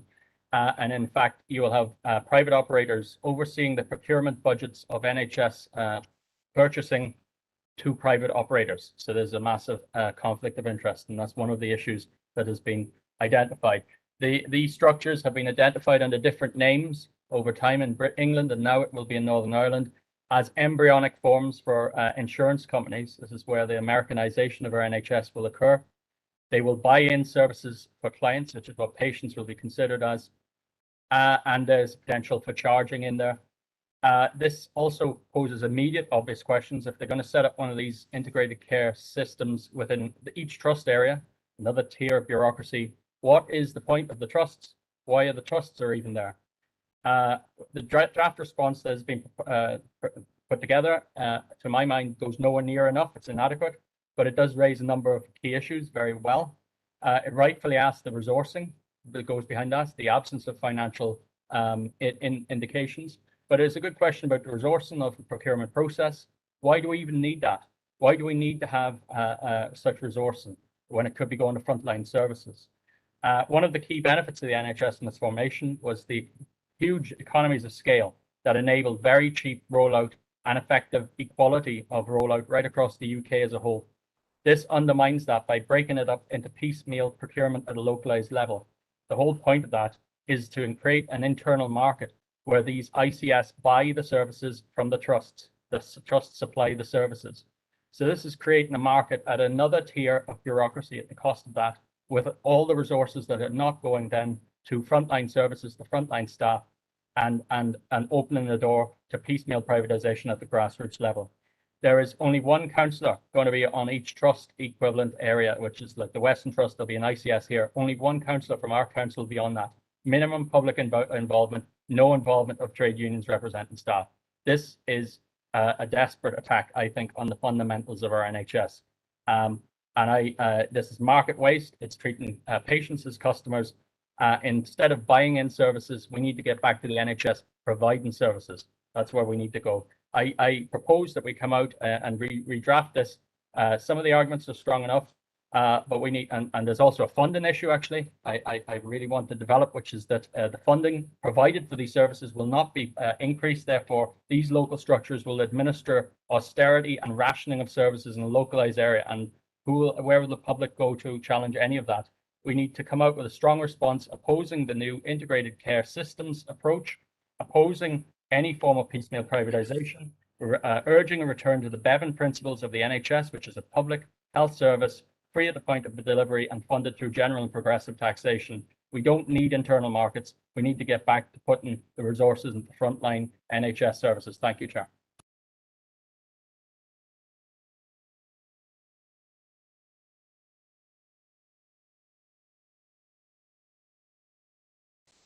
Councillor Keenan. Thank you, Chair. Well, this plan for integrated care system talks about collaboration with other groups, individuals and organisations. Who are these people? Who are these groups? Who are these individuals? Who are these organisations? I think this report's very vague in its description and what it actually is, and I would be worried, similar to Donald, that this would be another step towards privatisation. We've been told for many years that what the NHS needs was money. Well, as of next year, we're all going to be paying an extra 1.25% in our national insurance for the health service. And now that we're going to be paying more money to the NHS, what we don't need is more costs on red tape, bureaucrats, or privatisation in any form, which I suspect, as well as Donald, similar, that this is exactly what the restructures had towards. Instead, what we need is investment in doctors, nurses, and all other medical staff within the NHS to provide the adequate health service free at the point of entry from the cradle to the grave. Due to the vagueness and the possible hidden agenda of this plan, I think we as a council need to strongly oppose this plan, and I'd be very happy to support Donald's proposal. Yeah. Okay, Councillor Deehan. Thank you, Chair, and thanks to John for his report. There are elements of this proposal for an integrated care system that are of concern, and one of my most significant concerns would be the lack of representation from the people through their locally elected public representatives. It is not enough. You know, the National Health Service is for people, it's for patients, it's to ensure that their healthcare needs are met. At the moment, we do have councillor representation, including myself, yourself, Chair, on the local commissioning groups. And these are groups which are set up specifically to look at the needs of communities, particularly, you know, in our area, rural communities, and how their healthcare needs are met. So this proposal, in theory, addresses that, but when you drill down into it, you know, I think you do need to have more formal representation by public representatives, so that the voice of the local people is not only heard, but their justifiable concerns addressed. The problem with this model, in my view, is that, you know, decisions made or opinions expressed by local communities can be overridden at a higher level, ostensibly because of the greater good, the need to transform the way in which health and social care is delivered. At present, the way in which that care is delivered is not working, and it is particularly not working in the rural communities, where we have seen threats to our hospitals through understaffing and under-resourcing, and threats to primary care through lack of GPs and other primary care members. We have seen a two-tier system of care arise, whereby people who live in places like Belfast and other highly populated areas do seem to get a better level of access to care. And I think that that is something that needs to be addressed. So certainly public representation and influence is what I would want to see in that report. So if John could incorporate those comments and just strengthen up. He does make a comment on public representation, formal public representation, but I would like to see that point strengthened, Chair. Thank you. Thank you, Councillor Thomas O'Reilly. Thank you, Chair. I suppose what I want to say, Chair, is that yet again we're being presented nearly on an annual basis with another idea to better improve our health provision. It's not that long ago, Chair, since yourself and other East councillors were at the Pathfinder evenings, which was ideally to bring the decision making more locally to people to deliver health services and all the rest of it. Where is that all gone? We're now talking about another sort of system here, but yet in all, we have local structures like the healthy living centres that are getting more and more referrals, but the funding isn't forthcoming to be able to support those healthy living centres deal with the referrals that they're getting, and they are literally being swamped. So there is an outsourcing of provision there. We have consultation on another proposal. How much money over the last 10 years has been spent on consultation after consultation about another idea how to change and how to deliver healthcare?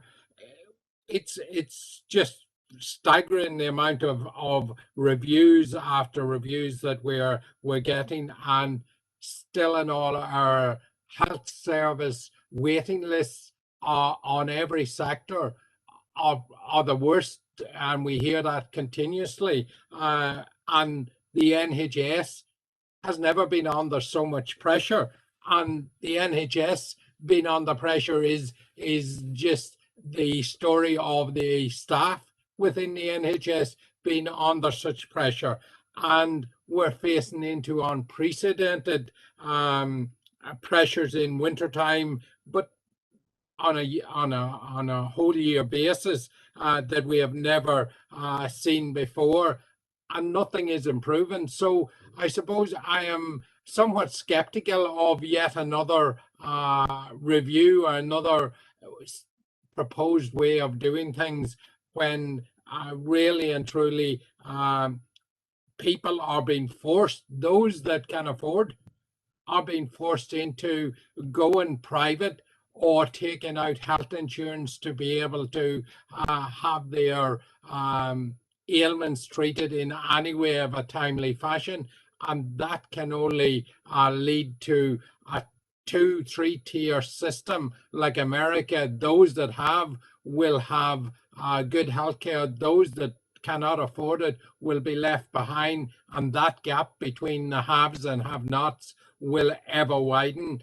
And I think that was never the image that was the NHS. And certainly, Chair, another review without actually implementing some of the recommendations out of these reviews to a substantial way really has not helped us over the last 10 years. Thank you. Okay, thank you. Councillor Robert Irvine. I won't repeat what's been said, but I think if you look at how people access healthcare anywhere in the UK, there's already a two-tier system.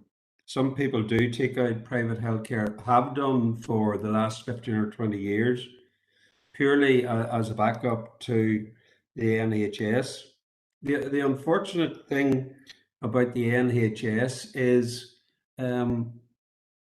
advances in medicine, the longevity now of the current population, and I suppose the change in the working pattern of people.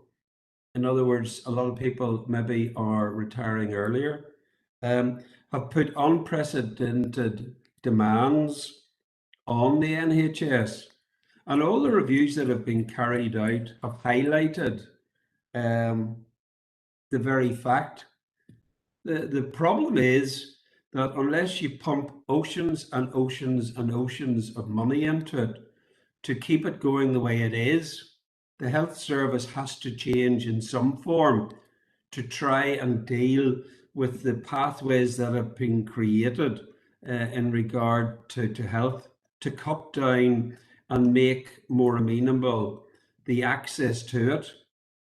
And if we are of a mindset that it is free at the point of entry, as have a lot of people said, so in other words, you can access anything you want out of the health service, you've got to realize that requires a huge increase in resource to actually supply the current demand, let alone the future anticipated demand, working on the demographics of the population. Or else you're going to have to actually cut back what is supplied and possibly look at monetary participation by everybody so that there's equality of provision of service. These are hard questions to actually face up to, and hard questions, I agree, for our politicians to actually take on board. The reason being, I think if we look within ourselves, nobody likes change, nobody wants change, and very few people are the first ones to jump and say, yes, let's go. This is for the better. We're going to have to take a little pain in the short term to actually increase and get a better outcome down the line. So the old stance of no movement, no change, I think we've got to look at ourselves and we've got to see that we have to change at some stage. We have to be mature about this. Thank you, Chair. Okay, Councillor Mclaude. Yeah, Chair, I was disappointed on reading the report which came to us, and before I got to read the council's response, and I'm actually more taken aback now having to listen to the previous speaker that when he said the unfortunate thing about the NHS. Well, the unfortunate thing about the NHS is that it's been driven into the ground by the Tory party, by Boris Johnson and his like, who want to see it privatised and want to move to a for-profit mode of provision. You spoke at the start of the meeting about the great achievements of the Tyrone team at the weekend, and one of the words that kept recurring whenever they were being interviewed after that final was the collective. At the time, Naib Evans said the collective principle asserts that no society can legitimately call itself civilized if a sick person is denied medical aid because of a lack of means.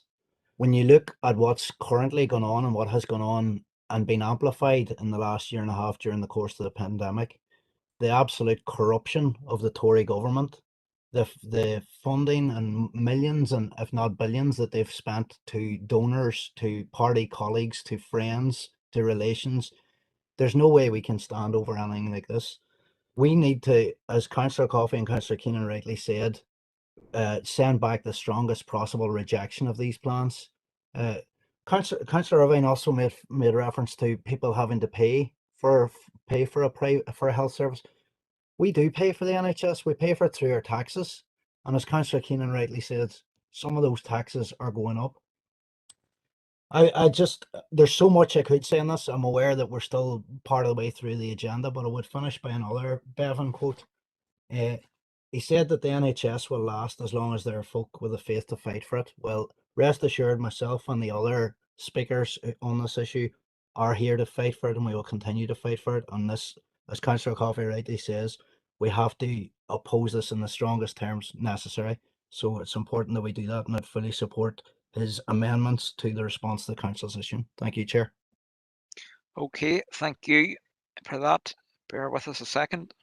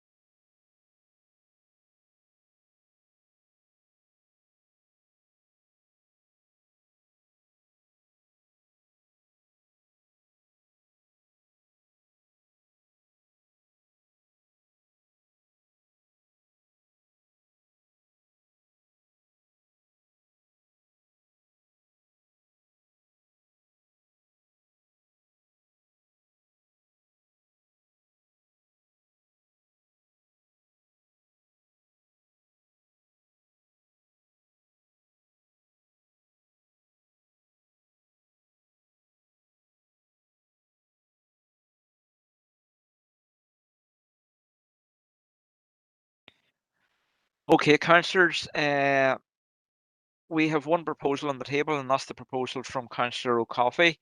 That we obviously change a lot of what we're going to say. There's no proposal for the recommendations of the officer's report. Could I just ask Councillor O'Coffey to give me an update, please,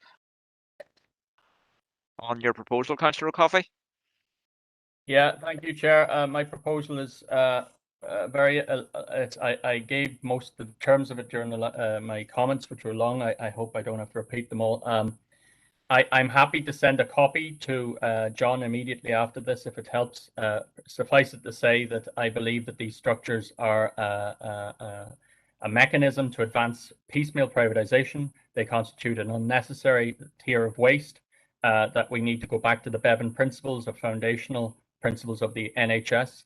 And we need to have resources dedicated to frontline services, as opposed to having structures, unnecessary structures, to establish an internal market within the NHS.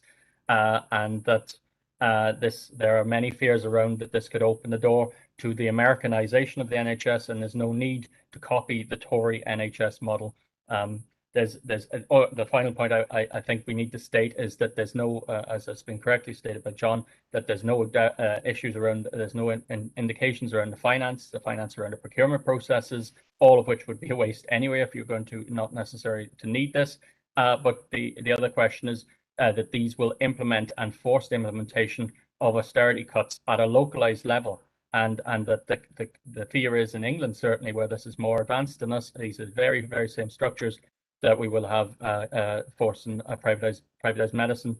And then the final point is that the privatized companies are on page 8, a reference to independent practitioners who are going to sit on these bodies, and these bodies are going to administrate and oversee procurement to private providers, and there's an obvious conflict of interest concern there. So better just to go back to the formal NHS structures that we all support. Thank you, Chair. Okay, thanks for that. Well, before I put this to the committee, is there any other proposals anybody wants to come forward with? If not, we have Councillor O'Coffey's proposal, seconded by Councillor Eamon Keenan. Is everybody agreed? No. No. Okay. We're going to have to. Can I request a recorded vote, Chair? Thank you. Okay.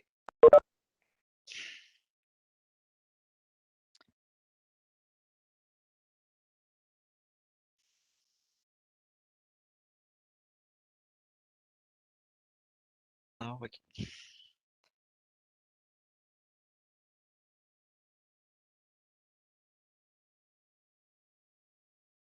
okay, Councillor Deanna Armstrong. Against, Chair. Councillor Alex Baird. Against. Councillor Matthew Bell. Against. Councillor Paul Blake. For, Chair. Councillor Mark Buchanan. Against. Councillor Glenn Campbell. Devour, for. Councillor Sean Clark.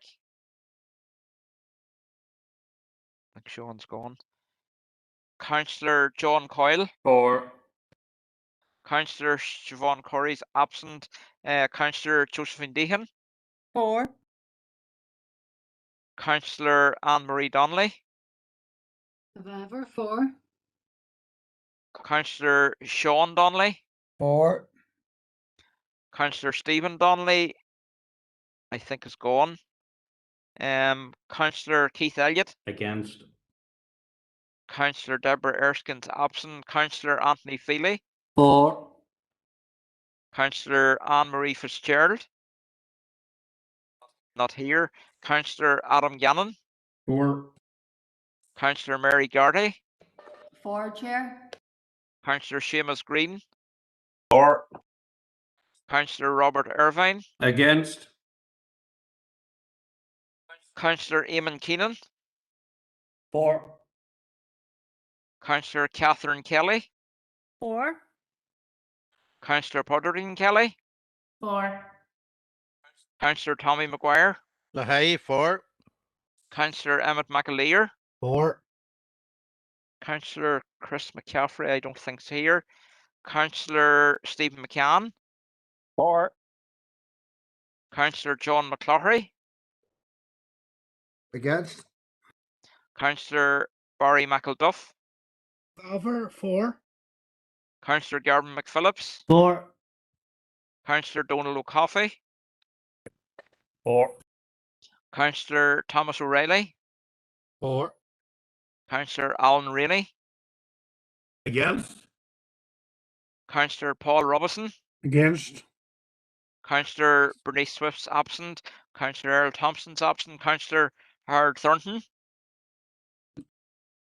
Against. Myself against, and Councillor Bert Wilson's gone. Right, give us a second.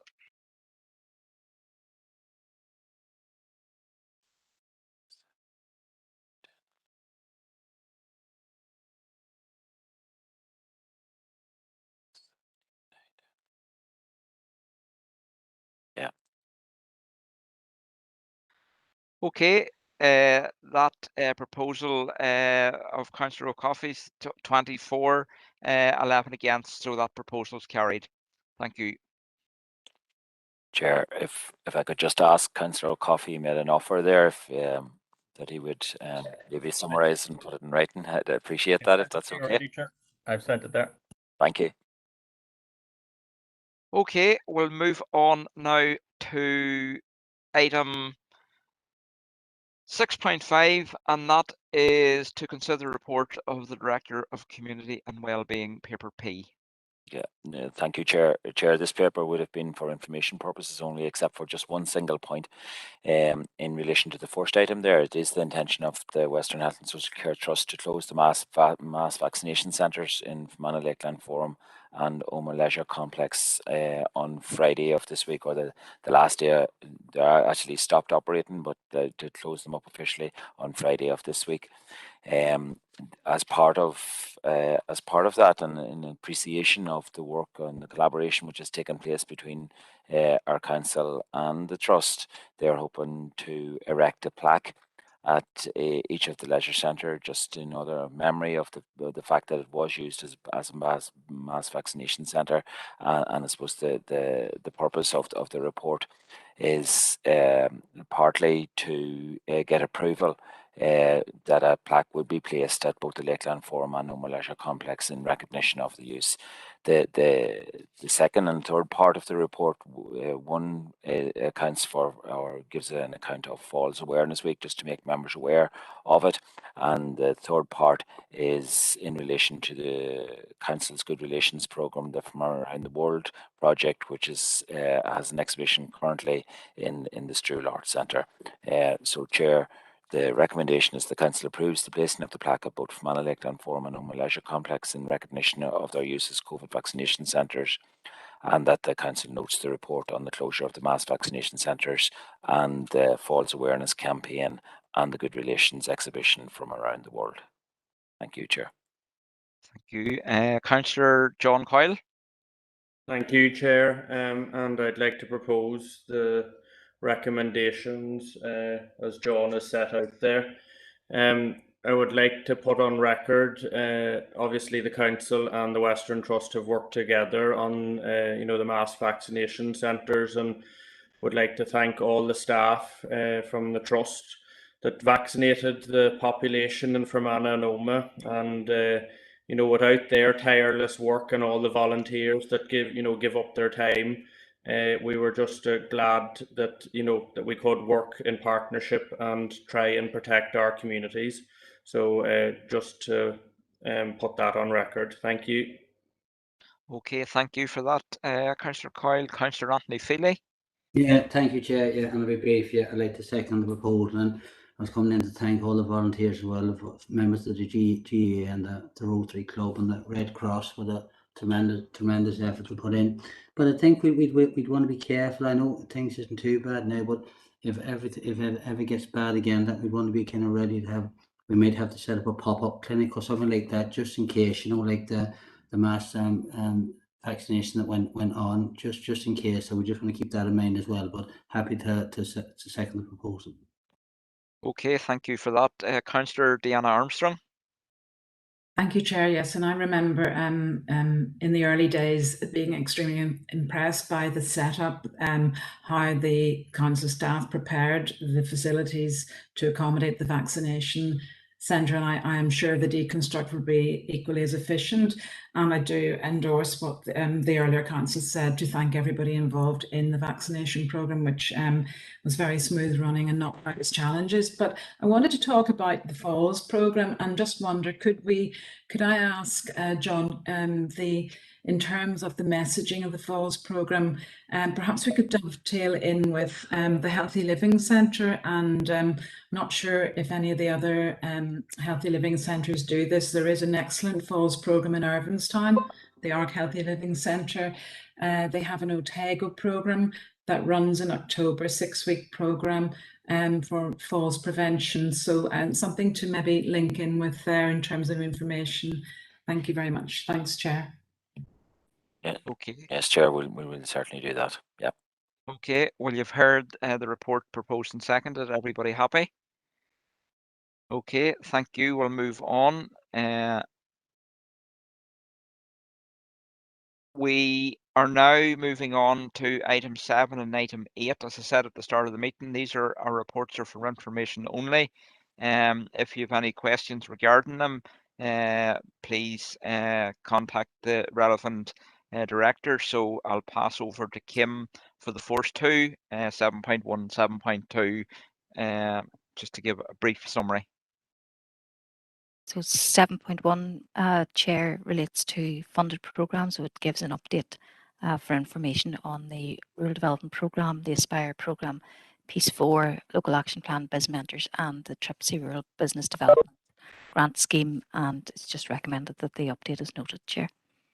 Okay, can I have a proposer and seconder, please, to note that, Councillor Deanna Armstrong and Councillor Mary Gardy. Thank you. 7.2.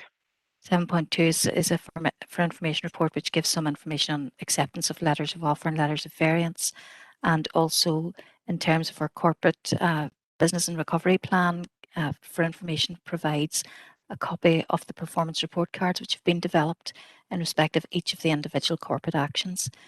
They're attached through a link for members to review, but we will be bringing a progress report on a 6-monthly basis to Council, giving an update on progress against each one of those. Okay, thank you for that, Kim. Proposed by Councillor Anne-Marie Donnelly, seconded by Councillor Mark Buchanan. Thank you. Okay, we'll move over to John's end now. 8.1. Yes, Chair. It's an update on the actions to promote AEDs or DFibs throughout the district. There has been much discussion on this at committee and indeed at council. In fact, there was a motion on it recently.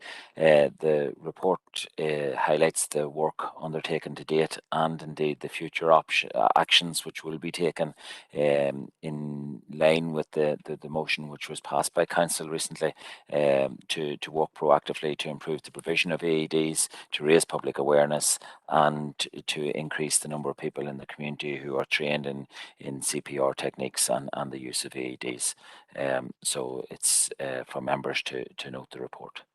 Okay, could I have a proposer, Councillor Barry McElduff, seconded by Councillor Glenn Campbell. Thank you. And we'll move on to... Chair, are you taking any comments, not even a brief comment? Very brief, Okay, Councillor McElduff, please. Thanks, Chair. You know, as the proposer of the motion and the adoption of the report, just to thank John for the work that he is presiding over.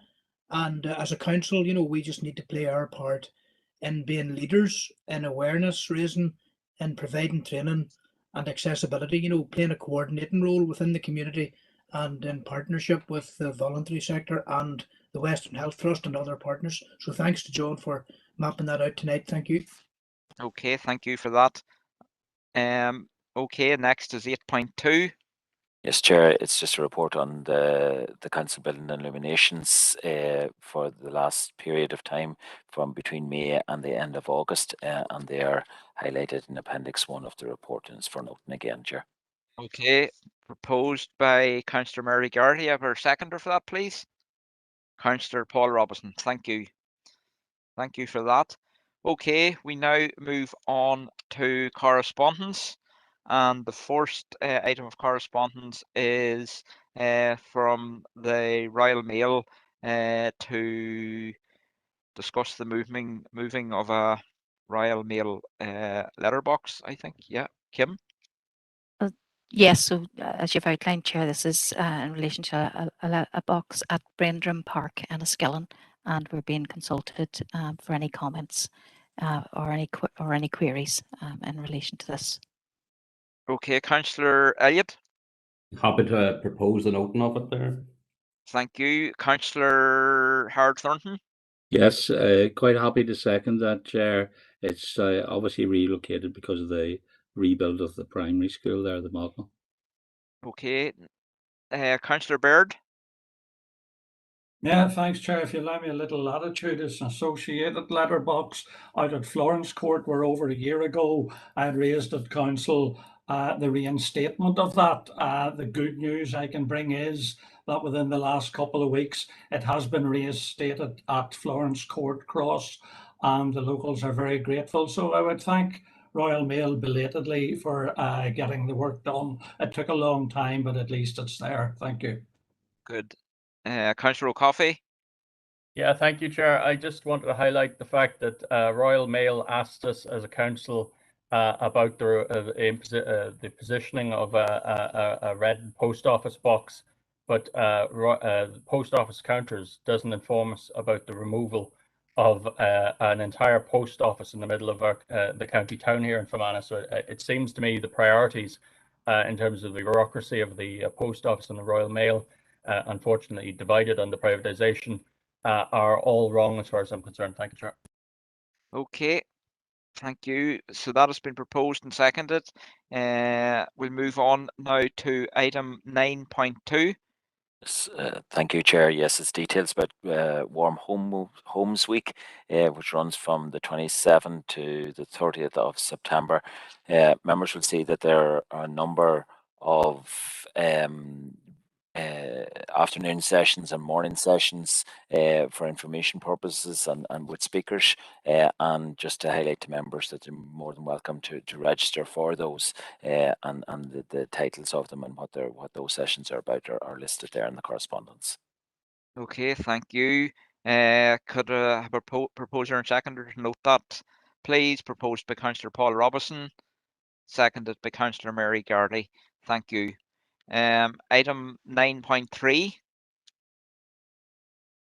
Chair, 9.3 is information in relation to an afforestation licence for lands in Cavan.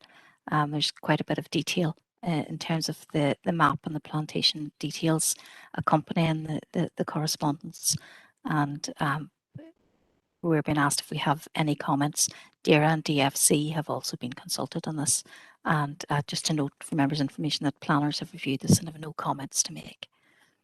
Okay, Councillor Seamus Green.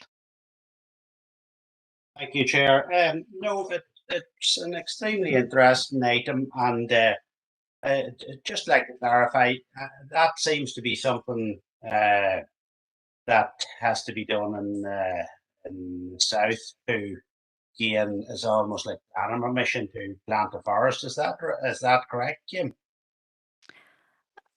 I'm actually not completely sure of the statutory process. I can certainly identify that or investigate that and report back, but this is really, I suppose, about consultation and that we are a neighbouring area, and it's to take our views on whether we see any implications for our own district as a result of these plans.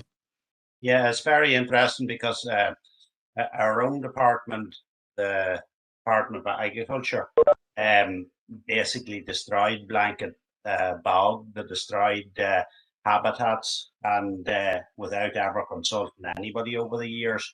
And it's just very interesting to see that coming, and maybe it's something that our own department here could take a leaf out of and follow. Okay, do you want to propose the noting of this, Seamus? Yeah, that's great. Okay, thank you. Councillor Donald O'Coffey. Thank you, Chair. Yeah, I was just hoping that Councillor Green would make a proposal around actually writing to the department to recommend it. So I'd actually like to write to propose that we, as well as I'm happy to second the noting of this item, that we write, because as far as I understand, this arises from the license conditions that were required to establish a new forest. This even applies if it's a native forest, and there are in the Republic of Ireland, it's extremely hard to initiate a forest unless you comply with a whole range of and this is obviously an UGI disclosure for consultation on a transboundary partner and ourselves in Fermanagh and Omagh. So it certainly should be the case, I think, that we need to see a tightening up of oversight of plantations, in particular, I think, of crop monoculture, Sitka, which has unknown problems for environmental pollution, but also the despopulation, as Councillor Green has just pointed out, of boglands and heathlands and so on. So I'm happy to make a proposal on the back of that. Thank you, Chair. Okay, Councillor Mclaude.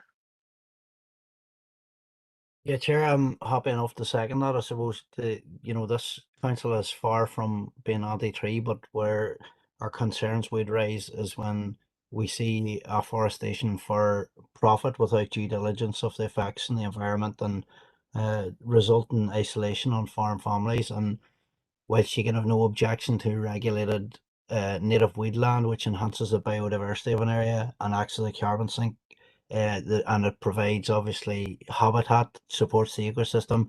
Unfortunately, what we're seeing is a forestry model that does none of that. It seems to normally be pension fund driven, providing little local employment, and as Councillor Coffey rightly says, the monoculture employed and enforced in it is short rotation in nature, and as been referenced, when it's planted on peat soils and on bogland, it's actually carbon emitting. So we just need to be mindful of this. And I think it is good that we're going back with a response and expressing some of those concerns back to the letter. Thank you, Chair. Okay, Thank you. Okay, we've had a proposal, first of all, that we note the correspondence from the Department of Agriculture, Food and Marine regarding the technical improvement for a 4-station licence. Everybody happy with that? Thank you. And we've had a proposal from Councillor O'Coffey, seconded by Councillor Mclaude, that we contact the Forestry Service with the concerns which Councillor O'Coffey has raised. Everybody happy enough with that? Okay, thank you. That's passed. Yes, 9.4.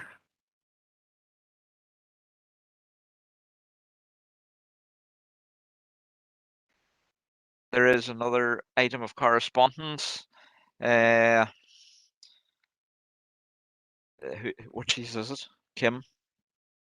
Thank you, Chair. So, item of correspondence from the Department for the Economy in relation to the Mineral Development Act and notice of intention to award mineral prospecting licenses to Dalradian and Gold. The department has received applications from Dalradian and Gold for mineral prospecting licenses under Section 11 of the Act, and there's a map which includes the 2 areas. The department has published notice of the intention to grant the licenses and to consider representations. So we have a copy of the press notice which has appeared, and the department has liaised with council, and the relevant information will be made available for inspection at council offices up until Friday, the 3rd of December. The department is required to take account of any representations which the council would wish to make, and those representations need to be made before the 5th of December. So the correspondence is for members' consideration in terms of whether the council wishes to make a response and the nature of that response. Councillor Mclaude. Thank you, Chair. Again, a number of Fermanagh councillors on to speak after me, so we'll try and get through this as quickly as possible. The areas identified for the prospecting licenses include a huge swathe of land stretching from outside Omagh through Mid-Tyrone across the council boundary with the former Cookstown district, including Killyclahor, Mountfield, Lochmacrory, Cregan, part of the Carrickmore area, Greencastle, on towards Gorton, excluding the Beltram Estate and Village, north to Plumbridge and into the Glenalley Valley, through the scenic Barnes Gap, east to Brockderg, 6 towns and part of Dunamore. Dalradian do not hold a valid planning permission for these areas.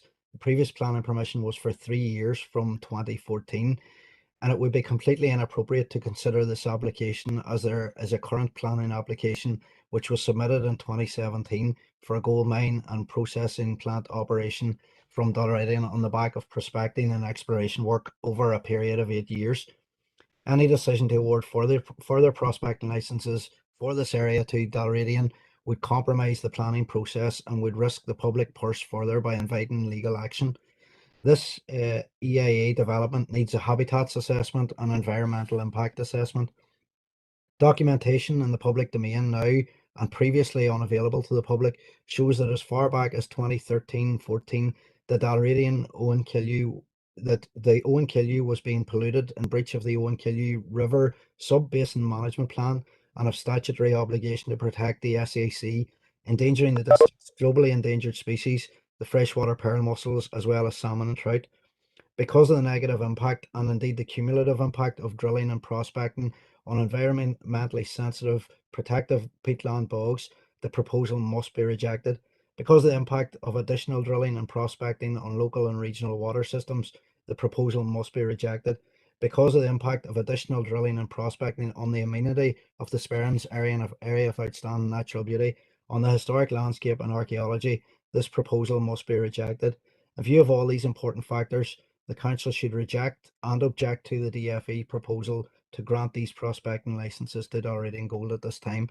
So I'm making that proposal that we write back and strongly object to these new proposals for 2 of the 6 areas where Dalradian were previously granted prospecting licenses. Thank you, Chair. Okay, thank you. Thank you. Councillor Donald O'Coffey. Thank you, Chair. Yeah, I'm happy to second the proposal from Councillor Mclaude there. It goes without saying that he's the authentic voice, I think, of the local community there. which are hugely opposed to this industry coming in the way they are. I think for those of us with a wider environmental concern, the issue is really how can the department, which is actually actively promoting this sector and these sort of sectors, where they're bringing in toxic industries for corporate gain, how can they then perform a task, a role of actually oversight and to ensure that these things are in any way possibly done safe, and it's not, of course. So the whole point here is that we have a system of government which is effectively going around the world to try and encourage people to come in and to exploit and to leave behind a mess which will have to be faced by generations to come. And this in the very teeth of a global climate change, environmental catastrophes around every corner, with 50% of young people saying that they don't see any hope for the future. This is where we are going with Stormont. So I'm happy to second that. We need to oppose this. This council needs to stand up here and defend our communities because no one else is. Thank you, Chair. Okay, Councillor Alex Baird. Yeah, thank you, Chair. Just remind Councillor Mclaude that all councillors are from Ananoma councillors, irrespective of what DEA we're elected in. In his introductory remarks, he referred to Fermanagh councillors. I don't think we exist as that, but that's just a matter of accuracy. Look, this issue is bound to be a matter of contention, and there's going to be a variance of views on it. And because there's a variance of views, I formally propose that Council does not respond as per page 2, the request by the Department of the Economy to have the right to make representations. I propose that we don't. Thank you. Okay, thank you. Councillor Thornton. Chair, can you hear me now? Yeah. Yes, yes. Sorry, Chair. Yeah, I'd second Councillor Baird. If you're looking for a proposal to note the correspondence, I'm quite happy to do that. But I agree with my colleague, Councillor Baird. Thank you. Okay.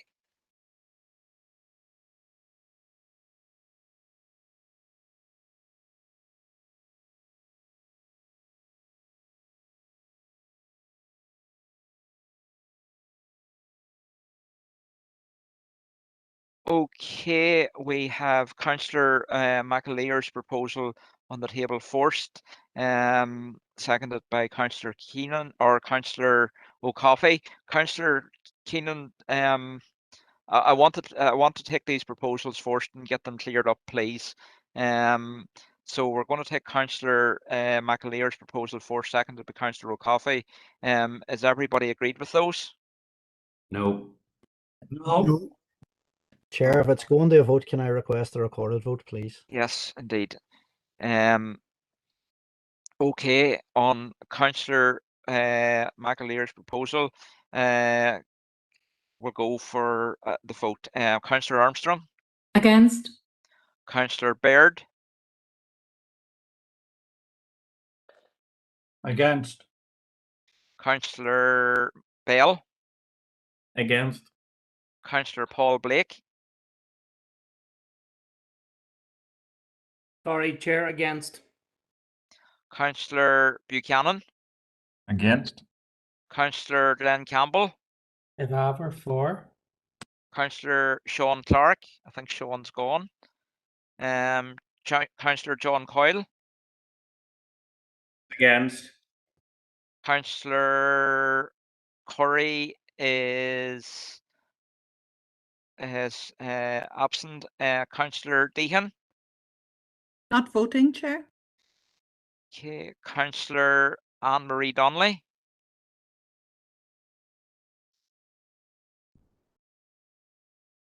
We'll come back to you.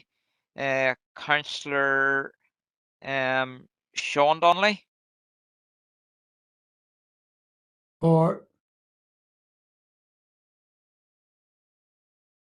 Councillor Stephen Donnelly is gone. Councillor Keith Elliott. Against. Councillor Deborah Erskine's not here. Councillor Anthony Feely. I declared an interest in it. I don't think I'd be allowed to vote, am I? Sorry, Chairman.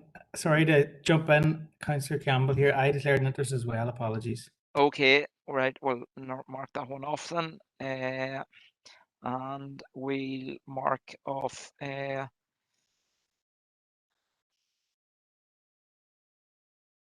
Councillor Deacon wasn't voting anyway. Anne-Marie, Sean, Councillor Stephen Donnelly not here. Councillor Keith Elliott against. Councillor Anthony Feely not voting. Councillor Anne-Marie Fitzgerald is not here. Councillor Adam Gannon.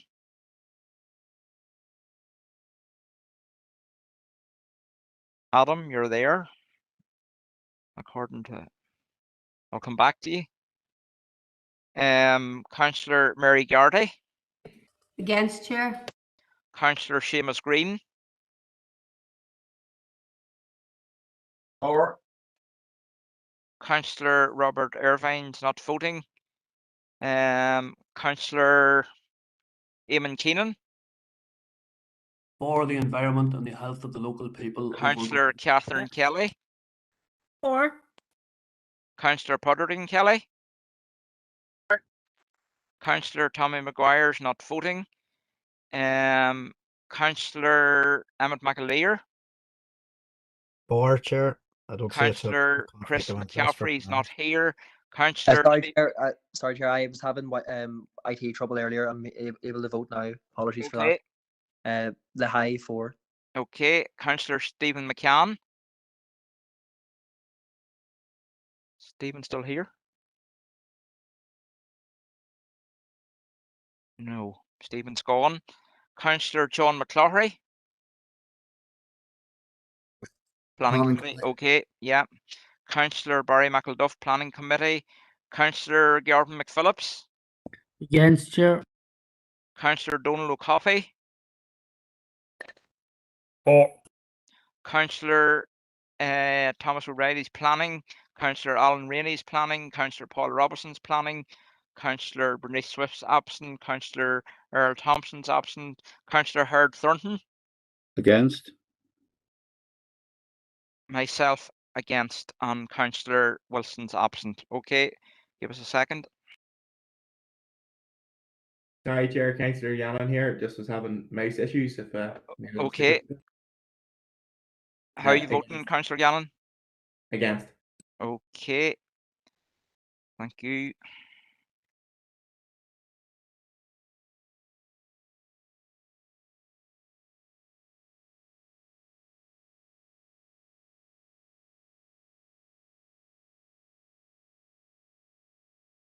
Okay, that is 8 for and 12 against, so that falls. We now go to Councillor Baird's proposal, seconded by Councillor Herd Thornton. Is everybody in agreement of that? No. No. Okay. Recorded vote, Chair. Yeah, before we go any further, I think we will get this done. Can I have a proposal and seconder that we extend by half an hour? Councillor Armstrong, thank you. Can I have a seconder? Seconded. Councillor Keenan. Okay, we're going for a recorded vote on Councillor Baird's proposal. Could we just clarify that we're noting and because I omitted to put out that we were noting it as well, and Howard in his seconding said to note it. So I would take it that it's noting but taking no action. Just to Okay. clarify. Okay. We'll start Taking again. no action's fairly apt, all right. Councillor, please, no remarks. Councillor Armstrong. For. Councillor Baird. For. Councillor Bell. For. Councillor Blake. For, Chair. Councillor Buchanan. For. Councillor Campbell can't vote. Councillor Sean Clark is gone. Councillor John Coyle. For. Councillor Siobhan Corey is not here. Councillor Deacon can't vote. Councillor Anne-Marie Donnelly. Anne-Marie, I think's gone. Councillor Sean Donnelly.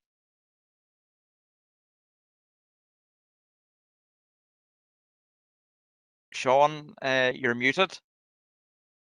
I'll come back to you. Councillor Stephen Donnelly's not there. Councillor Keith Elliott. For. Councillor Erskine's absent. Councillor Anthony Feely's planning. Councillor Anne-Marie Fitzgerald's absent. Councillor Adam Gannon. For. Councillor Mary Gardy. For, Chair. Councillor Seamus Green. Against. Councillor Irvine can't vote. Councillor Eamon Keenan. Against. Councillor Catherine Kelly. Against. Catherine Prothering Kelly. Against. Councillor Tommy Mcguire can't vote. Councillor Emmett McAleer. Against. Councillor Chris McCaffrey. Against. Councillor Stephen McCann is gone, I think. Councillor John Mclaude. Declaration of interest, sorry. Councillor Michael Duff, declaration. Councillor Gordon McPhillips. For, Chair. Councillor Donald O'Coffey. Against. Councillor Thomas O'Reilly is planning. Councillor Alan Rainey's planning. Councillor Paul Robertson's planning. Councillor Bernice Swift's absent. Councillor Earl Thompson's absent. Councillor Howard Thornton. For. Myself, 4, and Bert is absent. Bear with us.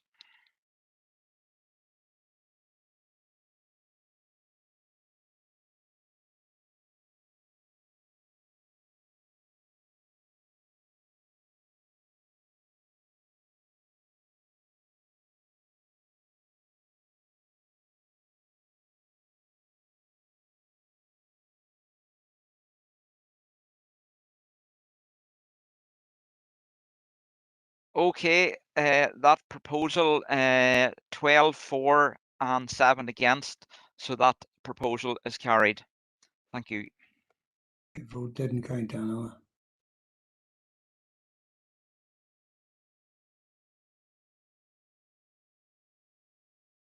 Okay, there's one other piece of correspondence. Yes, thank you, Chair. It's correspondence from Causeway Coast and Glens Borough Council about the closure of the Regional Home Safety Educational Facility in Ballymoney. It is a facility which had been operated in a partnership between Coleraine and Ballymoney and Moyle Councils, now the CCAG. It was a housing executive dwelling which was made available for rent, with the Public Health Agency providing an element of the annual funding to support it. It provided practical home safety advice, and it was recommended that the lease was extended. However, the elected members of the council requested that it be returned for social housing use. In the correspondence from Causeway Coast and Glens, they have asked if we could, or if the council could confirm support for that we would seek support for the building and running of a fit for purpose facility via central government funding for the region. Okay, I don't see anybody indicating, so can I have a proposal and seconder for noting proposed by Councillor John McClaughey, seconded by Donald O'Coffey. Thank you. Thus, the end of correspondence. We will now revert back to matters arising, and the first item is item 4.1.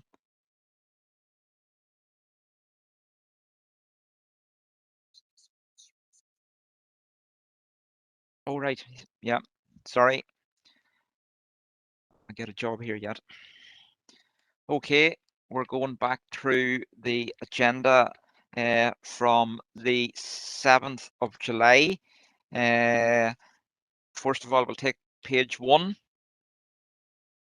page 2, page 3,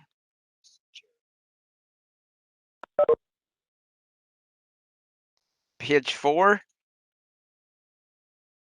Page 5.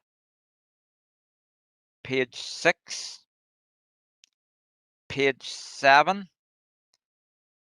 Page 8.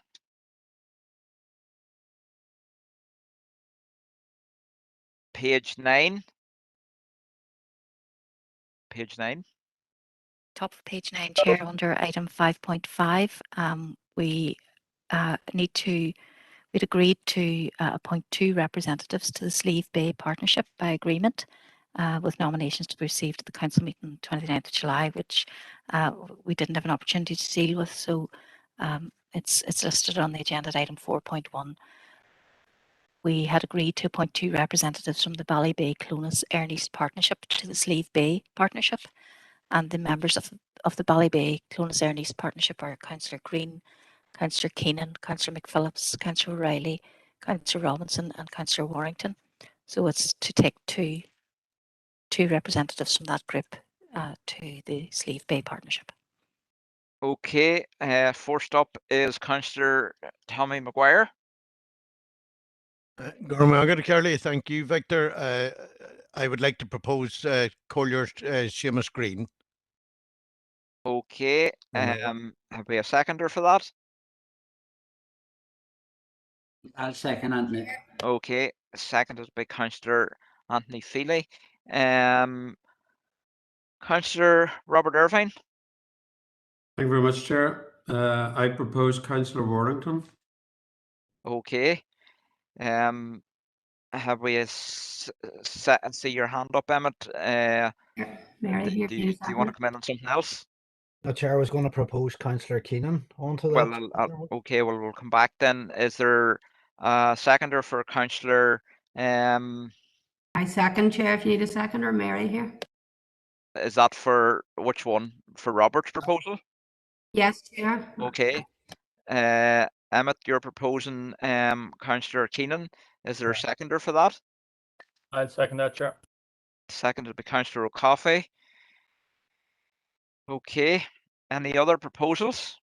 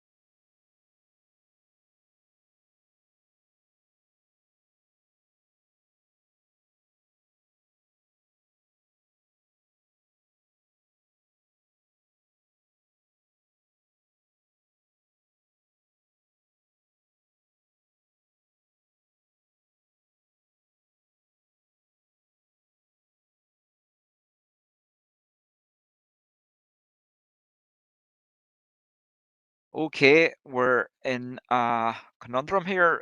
We're going to have to go for a vote on this because there's only a position for 2 places and we have 3 proposals. And because the first meeting of this group is towards the end of this month, we don't have time to ask them would they accept the 3 and bring it back to committee again. So we are going Chair. to go. Yes, Tommy? Tommy Mcguire here, Councillor Mcguire. Just a question on that. In the absence of agreement, do we not normally go to the DeHunt system? And if so, what way would that indicate to across the parties, please, Chair? Sorry, Chair, I had my hand up first there. Sorry, Mary. You're all right, Victor, thank you. Now, there's just maybe a question that might help with the quandary we're in. I'm not sure the time of those meetings, but it might, depending on the 3 that have been selected, maybe the timings might not suit them if they're, so that might be a bit of useful information. It might solve it for you and it may not, but just there you go. Thanks, Chair. Okay, thank you, Mary. Bear with us, see if we can find that information out. I don't actually have that information at the moment. I just had a date that it was towards the end of September. We can certainly share that information afterwards.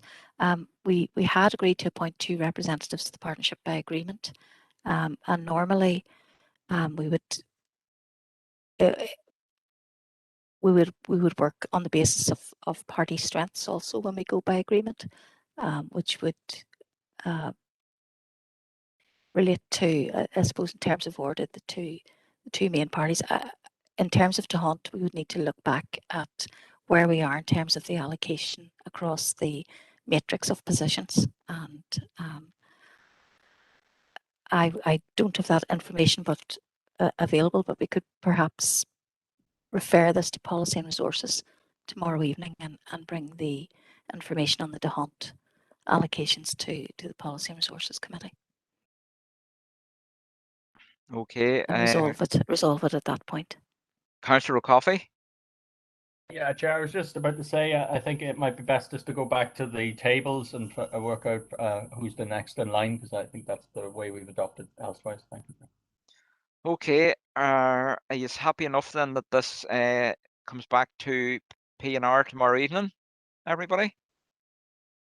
Councillor, I've seen a hand there disappeared again. Councillor Robertson? I propose we put it to P&R tomorrow evening. Okay. Everybody happy that we bring it back to P&R tomorrow evening? Yeah, I'll second that. Thank you. Okay.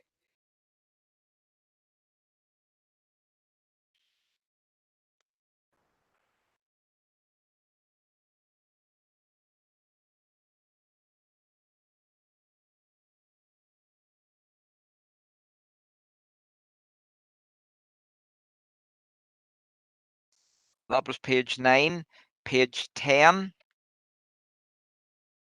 page 11, page 12, page 13. Yes, Chair, just in relation to page 13 and the start of page 14, in relation to the query from where the Council writes to the Minister for Infrastructure highlighting the shortcomings and delays involved in the PC 21 determinations, the response from the Department for Infrastructure is included at 4.2, and it is highlighted that there has been no Clostridium exceedance in the Killyhaviland water treatment works in 2020 for the period under which the report is taken. And it talks about the capital works to treat that was carried out at the Killyhaviland water treatment works and was brought into service on the 11th of May 21. Okay, Councillor O'Coffey. Yeah, thank you, Chair. This is, first of all, I believe I may have said Clostridium botulinum instead of Cryptosporidium. My apologies. I obviously was speaking without absolutely having it in front of me, but I was more concerned really around the PCI 21 process in any case. But the issue has been admitted there in the letter that there's actually a parasite has been found in the water supplies coming out of Killyhaviland twice in a row in the last year. And that the only action has been taken is install a UV filter. Now, I wasn't certainly not reflecting upon work that was done in the previous period of PC 16, I think it is, or PC 15. I was referring to the upcoming work in PC 21. And just to clarify here, on the job number, the project ID reference number for the Killyhaviland treatability, which they've referred to, which was put in on the 31st of March 2021, was JI052. But I was referring to, and it's quite clear in our letter, which the Minister's just ignored, it seems, the upgrade to Killyhaviland, that is PI project ID number 1073, which is not due to occur until the 16th of March 2027. And indeed, the DWW tank at Killyhaviland is also project number 1695, which is not due to occur till the 16th of March 2027.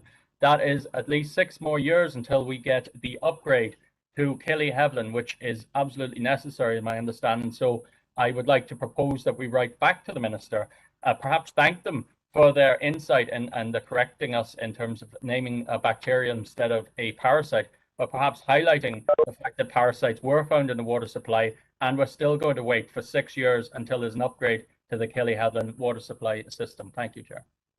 Okay, Councillor Mclaude. Yeah, Chair, I'm happy enough to second that. I think noting what's noted in the letter too, the fact that on 2 separate occasions this parasite was noted in the water and detected in the water in March 2020, and yet it wasn't until May of the following year that preventative action was taken in relation to installing the UV filter. I think that speaks volumes on the priority of Fermanagh and Omagh District when it comes to the department and when it comes to taking action, and we've witnessed it right across the board, unfortunately. So very happy to second that proposal, Chair. Okay, Councillor Thornton. Yes, Chair, I'm very happy to support the concerns that have been raised there by the proposer and seconder. Okay.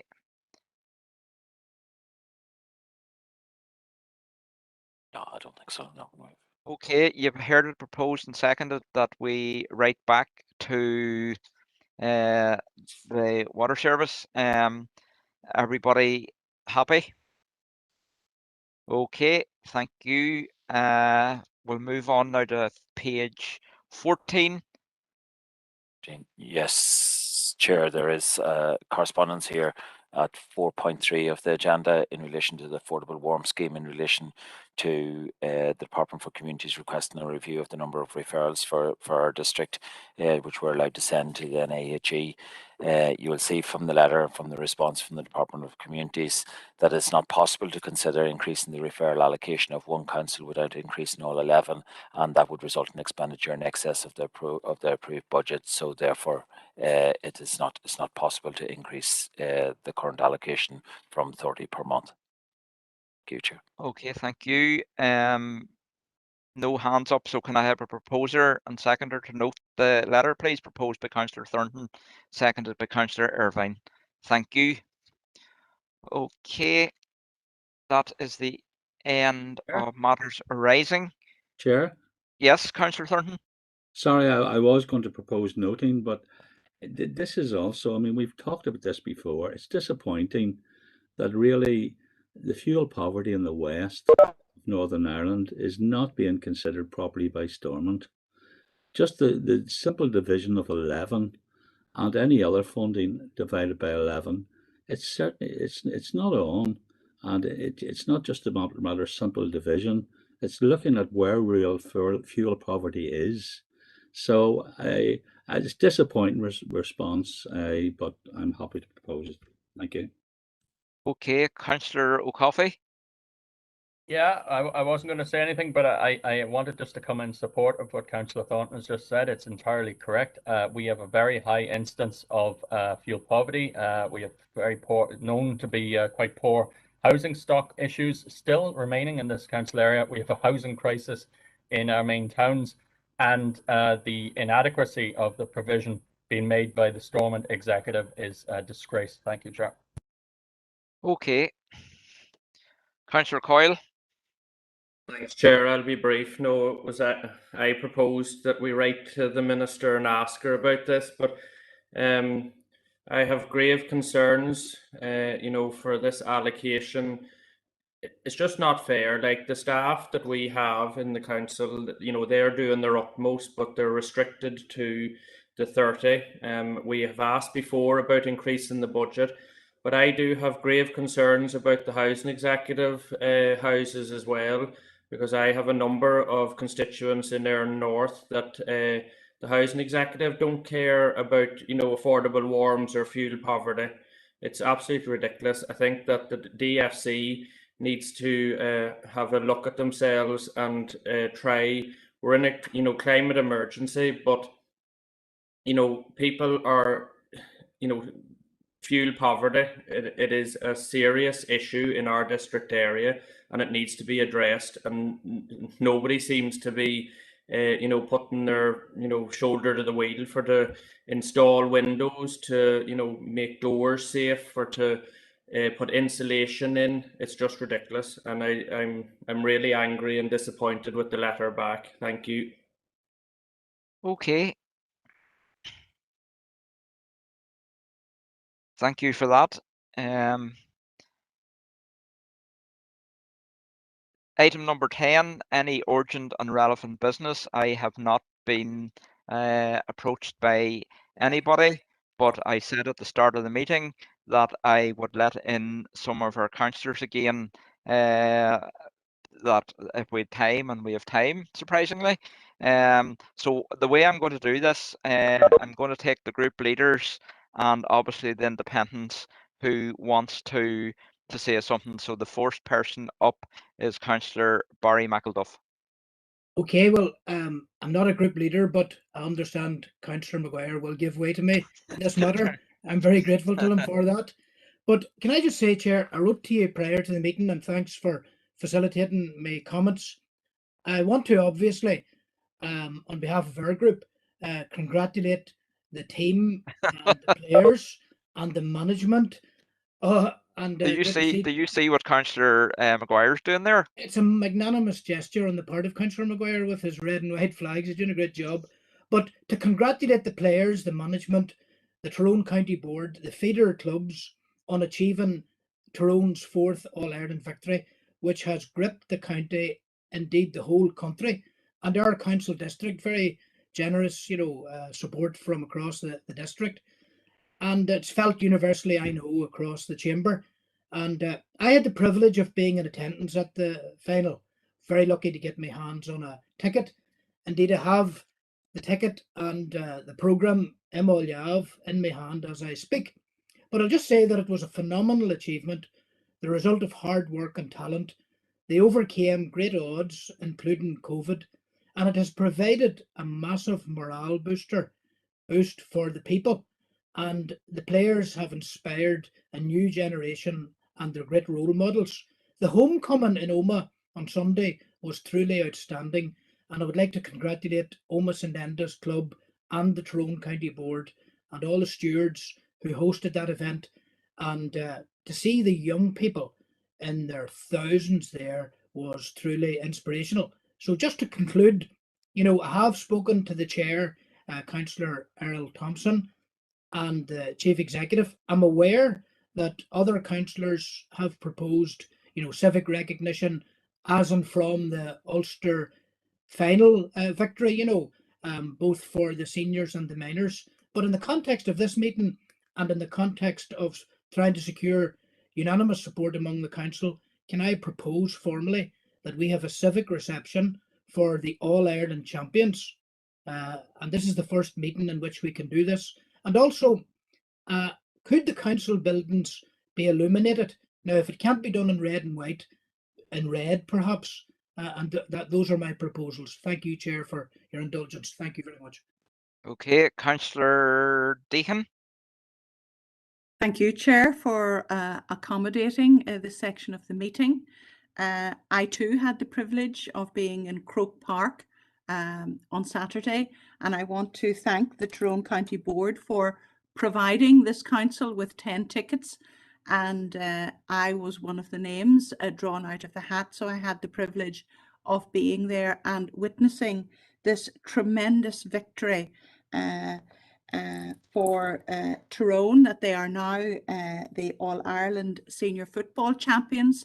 And I have to say it was an absolutely outstanding match, and I was totally amazed at the skill of the players on the pitch. Very, very proud of them.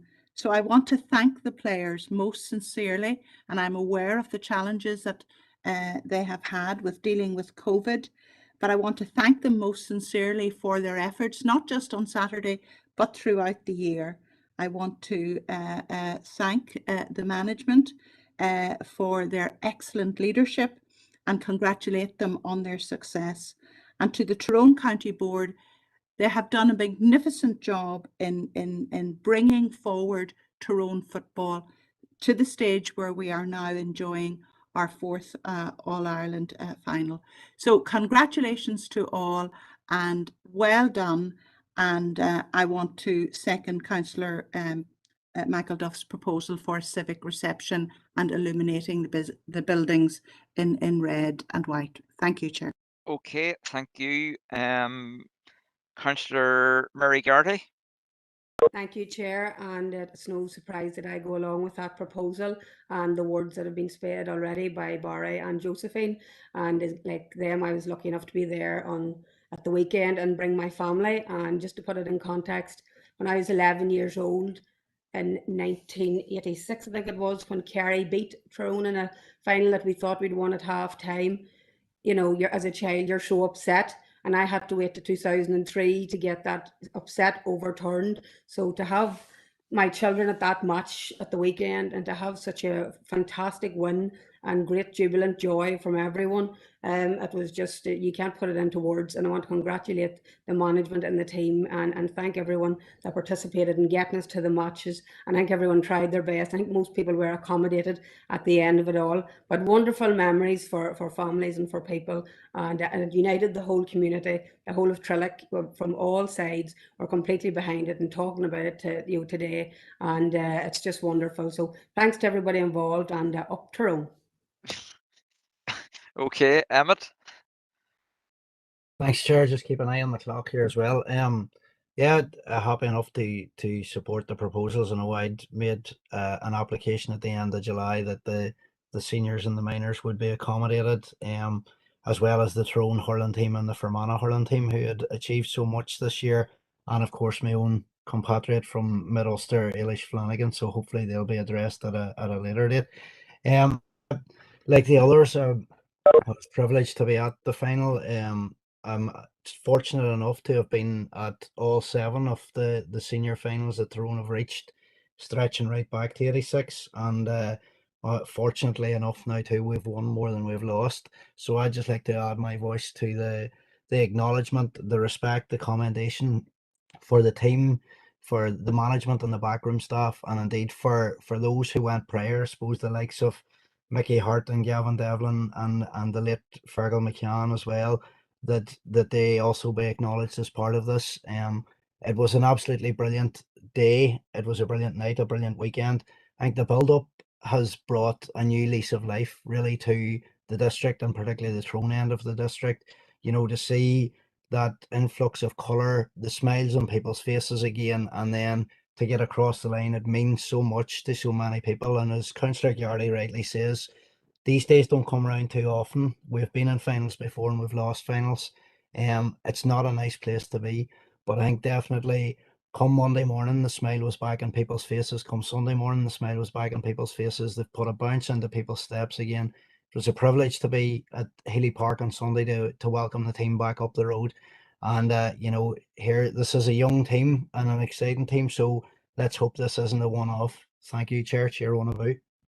Okay. Thank you for all them comments. What I'm going to do, I'm going to go back to the proposer, Councillor Mclaude, and just say, if you can give me an idea of a date to light up the buildings, and also obviously a civic reception, you will have to liaise with the chair and democratic services to move that on. So if you could give us a date, or even come back to the officers with a date for lighting up the buildings. That We'll would do be that good. tomorrow. Thank you, Chair. Thanks very much. We'll do that tomorrow. Thank you.